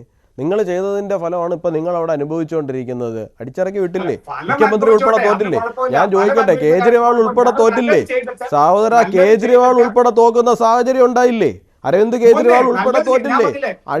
അഴിമതിക്കെതിരെ പ്രസംഗിക്കാമെന്ന് 10-70 ദിവസം ജയിലിൽ കിടന്നിട്ടുള്ള ഒരു നേതാവ് എന്ന് പറയുന്നത് അരവിന്ദ് കേജ്രിവാൾ എന്നാണ്. ലോകത്ത് വേറെ ആരും ഉണ്ടാവില്ല. അഴിമതിക്കെതിരെ ഒരു രാഷ്ട്രീയ പാർട്ടി തുടങ്ങിയിട്ട് ഏറ്റവും അവസാനം അഴിമതി കേസിൽ തന്നെ ജയിലിൽ പോകുന്ന നാണക്കേടുണ്ടായിട്ടുള്ള ഇന്ത്യയിലെ ഒരേ ഒരു മുഖ്യമന്ത്രി എന്ന് പറയുന്നത് അരവിന്ദ് കേജ്രിവാൾ ആയിരിക്കും, അല്ലാണ്ട് മറ്റാരും ആയിരിക്കില്ല. അതുകൊണ്ട് വെറുതെ ഇരുന്നുകൊണ്ട് ഗീർവാൺ അടിക്കുക നമ്മളെ ഗീർവാൺ അടിക്കുന്നത് നിങ്ങളുടെ നേതാവായിരുന്നു സാറേ. ഒരിക്കലും അതുകൊണ്ടാണ് അല്ല. തോറ്റുപോയത്. ഒരു കാര്യം അതുകൊണ്ടാണ് ഒരു പറഞ്ഞിട്ടുണ്ടെങ്കിൽ രാഷ്ട്രീയ കേജ്രിവാൾ പാർട്ടി തെരഞ്ഞെടുപ്പ് നോക്കുന്നതൊക്കെ പറഞ്ഞിട്ടുണ്ട്. നമുക്ക് മനസ്സിലാവും സാറേ. ഒരു രാഷ്ട്രീയ പാർട്ടി തെരഞ്ഞെടുപ്പ് അതെന്താ നോക്കുന്നതൊക്കെ പറയുന്നത്? മനസ്സിലാവും. അതെന്താ പറയുന്നത്? നിങ്ങളുടെ രാഷ്ട്രീയ പാർട്ടി ഉണ്ടാക്കി അതിന്റെ മുഖമായിരുന്ന ആള് തന്നെ തോറ്റുപോയി. എന്നിട്ട് നിർത്താറായില്ലേ? ഗീർവാൺ അടികാരനാണ്, ഗീർവാൺ അടികാരനാണ്. നരേന്ദ്രമോദി 13 വർഷം ഡൽഹിയിൽ മുഖ്യമന്ത്രിയായിരുന്നു. തോൽപ്പിക്കാൻ നിങ്ങൾക്ക് സാധിച്ചോ? കഴിഞ്ഞ 10 വർഷമായിട്ട് അദ്ദേഹം പ്രധാനമന്ത്രിയാണ്. തോൽപ്പിക്കാൻ ആർക്കെങ്കിലും സാധിച്ചോ? അത് ഗീർവാണോ അല്ല, അത് ജനങ്ങൾക്ക് കൃത്യമായിട്ട് അദ്ദേഹത്തെ മനസ്സിലാകുന്നത് കൊണ്ടാണ് 13 വർഷം ഗുജറാത്തിൽ അദ്ദേഹത്തെ തോൽപ്പിക്കാൻ സാധിക്കാതിരുന്നത്. കഴിഞ്ഞ 10 വർഷമായിട്ട് പ്രധാനമന്ത്രി സ്ഥാനത്ത് അദ്ദേഹത്തെ തോൽപ്പിക്കാൻ സാധിക്കാത്തത്. അദ്ദേഹം മത്സരിക്കുന്ന ഒരു സീറ്റിൽ പോലും അദ്ദേഹത്തെ തോൽപ്പിക്കാൻ വേണ്ടി സാധിക്കാത്തത്. സ്വന്തം ഹോം ടർഫിൽ തോറ്റുപോയില്ലേ? സ്വന്തം ഹോം ടർഫിൽ ന്യൂഡൽഹി സീറ്റിൽ തോറ്റുപോയില്ലേ? ഇനിയെങ്കിലും കുറച്ചൊന്ന് അടങ്ങൂ. അതുകൊണ്ട് ഗീർവാൺ അടിക്കുന്നത് ആരാണെന്നുള്ള കാര്യം ഡൽഹിയിലെ ജനത കാണിച്ചു തന്നിട്ടുണ്ട്. ഇനിയെങ്കിലും പോയി അത് കണ്ടിട്ട് പഠിക്കാൻ പറയൂ. പിന്നെ ഞാനൊരു കാര്യം ചോദിക്കട്ടെ, ലളിത ജീവിതത്തിന്റെ അപ്പോസ്തലനെന്ന് പറഞ്ഞു വന്ന മനുഷ്യൻ ഈ ചില്ലു കൊട്ടാരത്തിൽ താമസിക്കുന്ന സാഹചര്യം ഉണ്ടായത് എങ്ങനെയാ സാറേ? ഡൽഹിയിലെ ജനത ഇത് മുഴുവൻ കണ്ടുകൊണ്ടിരിക്കുകയാന്നേ. ഡൽഹിയിലെ ജനത ഇത് മുഴുവൻ കണ്ടുകൊണ്ടിരിക്കുക. അയ്യോ 38 സൈസ് ഷർട്ട് ഇടേണ്ട ആള് 42 സൈസ് ഷർട്ട് ഇടുള്ളൂ. എന്തിനാ? കോമൺ മാൻ ആണെന്ന് കാണിക്കാൻ വേണ്ടിട്ട്. ഇപ്പൊ 42 തികയില്ല, 44 ഇടേണ്ട അവസ്ഥയിലേക്കാണ് ആള് പോകുന്നത്. അതിന്റെ ഫലമാണ് ഡൽഹിയിൽ അനുഭവിച്ചുകൊണ്ടിരിക്കുന്നത്. ആദ്യം അത് കണ്ട് ഇനിയെങ്കിലും പഠിക്കൂ. അല്ലാണ്ട് മോദി ഗീർവാൺ അടിക്കുന്നു എന്നൊക്കെ പറഞ്ഞാൽ മോദി ഗീർവാൺ അല്ല അടിക്കുന്നതുകൊണ്ടാണ് ജനം ജയിപ്പിച്ചുകൊണ്ടിരിക്കുന്നത്. മനസ്സിലായില്ലേ? പിന്നെ BJPയുടെ ഐഡിയോളജി ഹിന്ദുത്വ ഐഡിയോളജിയാണ്. എന്താ കുഴപ്പം?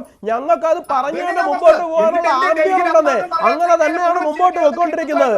കേജ്രിവാളിന്റെ ഐഡിയോളജി എന്താന്നേ? ഇടയ്ക്കിടയ്ക്ക് ഗംഗയെ പോയി മുങ്ങുന്നത് കാണാം, ഇടയ്ക്കിടയ്ക്ക് ഹനുമാനെ പ്രാർത്ഥിച്ചുകൊണ്ട് നടക്കുന്നത് കാണാം, ഇടയ്ക്കിടയ്ക്ക് വേറെന്തൊക്കെയോ പറയുന്നത് കാണാം. അപ്പോഴൊക്കെ നിങ്ങൾക്ക് എവിടുന്ന ഹിന്ദുത്വം കയറി വരുന്നേ?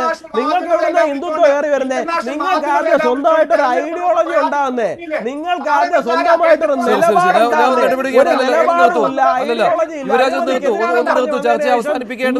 ഏറ്റവും വലിയ അഴിമതിക്കാരനായിട്ട് സേനാപതി വേണു, കോൺഗ്രസ് ഈ ആം ആദ്മി പാർട്ടിയുടെ ആശയം എന്താണെന്ന് ചോദിക്കുന്നുണ്ട്. അഴിമതിക്കാരനായ ഉദ്യോഗസ്ഥനായിരുന്നു. അരവിന്ദ് കെജ്രിവാളിന് മാത്രം ഡൽഹിക്ക് പുറത്തേക്ക് ട്രാൻസ്ഫർ കിട്ടില്ല. അമ്മാതിരി അഴിമതിക്കാരനായിരുന്നു. അമ്മാതിരി സ്വാധീനമാണ് IRS അയാൾ കാണിച്ചുകൊണ്ടിരുന്നത്. ആ അഴിമതി മുഖ്യമന്ത്രി കസേരയിൽ വന്നിരുന്ന് കാണിക്കാൻ തുടങ്ങിയപ്പോ പിടിച്ചകത്തിട്ടു. അത്രേ ഉള്ളൂ. നിങ്ങൾ പറയുന്നതല്ലേ അഴിമതിയിൽ എവിടെയെങ്കിലും ശിക്ഷിക്കപ്പെട്ടിട്ടുണ്ടോ? നിങ്ങൾ പറയുന്നതല്ലേ വെറുതെ നിങ്ങൾ പറയുന്ന കാര്യം. നിങ്ങൾ എവിടെയെങ്കിലും ശിക്ഷിക്കപ്പെട്ട കാര്യം പറയാവോ? അദ്ദേഹം ലക്ഷങ്ങൾ ശമ്പളം വാങ്ങിയിരുന്ന അദ്ദേഹം 10-15 വർഷം ഡൽഹിയിലെ ചേരികളിൽ ജനങ്ങളോടൊപ്പം പ്രവർത്തിച്ച് കടന്നു. അദ്ദേഹത്തിന് ഈ മുഖ്യമന്ത്രി 15 വർഷം ഡൽഹിയിൽ തുടർച്ചയായിട്ടിരുന്ന ഒരു IRS ഉദ്യോഗസ്ഥനെ കാണിച്ചു തരാമോ ട്രാൻസ്ഫർ വാങ്ങിക്കാതെ? എന്ത് പിൻവാതിൽ ഇടപാടായിരുന്നു സാറേ ഉദ്യോഗസ്ഥൻ എന്നുള്ള നിലയിൽ ഇയാൾക്ക് അവിടെ ഉണ്ടായിരുന്നത്? കൂടുതൽ പറയിപ്പിക്കല്ലേ. നിങ്ങളുടെ അഴിമതി വിരുദ്ധ അപ്പോസ്തലന്റെ മുഖം മൂടി ഓരോന്നായിട്ട് ഇവിടെ അഴിഞ്ഞു വീഴും. നിങ്ങൾ തന്നെ ഞാൻ കുറച്ചു നേരത്തെ പറഞ്ഞതിന്റെ തുടർച്ചയാണ് നിങ്ങൾ പറഞ്ഞത്. 15 വർഷം ഡൽഹിയിൽ ഒരു IRS ഉദ്യോഗസ്ഥന് ട്രാൻസ്ഫർ പോലും ലഭിക്കാതെ ഇരിക്കണമെന്നുണ്ടെങ്കിൽ അയാൾ എന്ത് തരം പിൻവാതിൽ സ്വാധീനമായിരിക്കും അവിടെ നടത്തിയിരിക്കുന്നത്? അവിടെ മുതൽ അഴിമതിക്കാരനാണെന്നേ, കള്ളനാണ്. അതുകൊണ്ടാണ് ജയിലിൽ 10-75 ദിവസം പിടിച്ചെടുത്ത സാഹചര്യം ഉണ്ടായിരുന്നത്. ഹൈക്കോടതി ജാമ്യം കൊടുത്തോ? പറഞ്ഞത് നിങ്ങൾക്കെതിരെ ഉന്നയിച്ചിരിക്കുന്ന ഹൈക്കോടതി പറഞ്ഞു വെച്ചത്. സുപ്രീം കോടതിയിൽ പോയപ്പോ ED കേസിന് ജാമ്യം ലഭിച്ചുവെന്നും ഇയാളിൽ നിന്ന് കിട്ടാനുള്ള എല്ലാം എടുത്തുവെന്നും ഫ്ലൈറ്റ് പിടിച്ച് ഓടിപ്പോകുന്ന ഫ്ലൈറ്റ് റിസ്ക് കാറ്റഗറിയിൽ പെടുത്തേണ്ട ആളല്ലെന്നും മുഖ്യമന്ത്രി ആയിരുന്ന ആളാണെന്നും അതുകൊണ്ട് മാത്രം ജാമ്യം എന്നും പറഞ്ഞാണ് കൊടുത്തിരിക്കുന്നത്. ട്രയൽ നടക്കട്ടെന്നേ. നിങ്ങളുടെ അഴിമതിക്കാരൻ നേതാവ് പുറത്തിറങ്ങി നടക്കാനൊന്നും പോകുന്നില്ല. പോലെ സ്വാധീനമുള്ള ഒരാളെ 75 ദിവസം ജയിലിൽ കിടന്നുണ്ടെങ്കിൽ ആള് കള്ളനാണെന്നും മോഷ്ടിച്ചുവെന്നും അഴിമതിക്കാരനാണെന്നും ബോധ്യമുള്ളതുകൊണ്ടാണ് ആദ്യം ഇതുപോലുള്ള കള്ളനെ, അഴിമതിക്കാരനെ, കൊള്ളക്കാരനെ ഡൽഹിയെ കൊള്ളയടിച്ച് ശീഷ്മവല്ല ചില്ലു കൊട്ടാരങ്ങളിൽ താമസിച്ചിരുന്ന ഇത്തരം കപട രാഷ്ട്രീയക്കാരനെ പിന്താങ്ങുന്നത് നിർത്തു. അയാളുടെ ഗീർവാണ അടികള് കേട്ടുകൊണ്ട് ഇവിടെ വന്നിരുന്ന്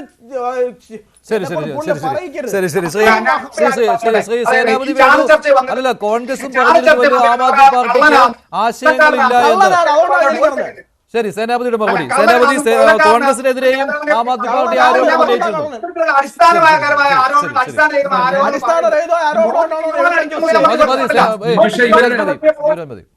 ഇവരുടെ ഒച്ചപ്പാട് കാരണം ചോദ്യം എനിക്ക് തിരിഞ്ഞില്ല. എന്താണ്? അല്ലല്ല, നേരത്തെ ആം ആദ്മി പാർട്ടിയുടെ ബേസിൽ ഇവിടെ പറഞ്ഞിരുന്നു കോൺഗ്രസിന് എന്ത് ആശയമാണ് ഉള്ളത് ആം ആദ്മി പാർട്ടിയുടെ ആശയത്തെ ചോദ്യം ചെയ്യാനെന്ന്.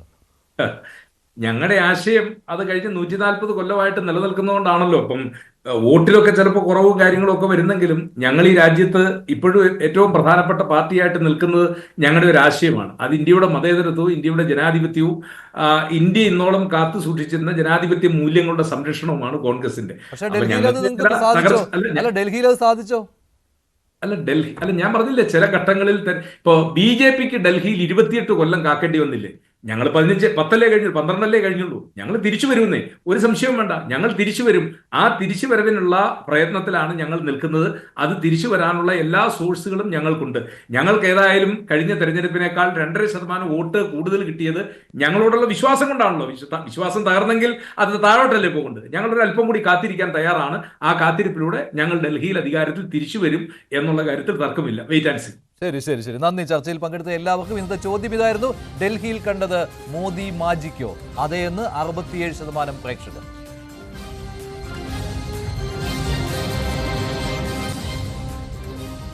അവസാനിക്കുന്നു. നന്ദി, നമസ്കാരം.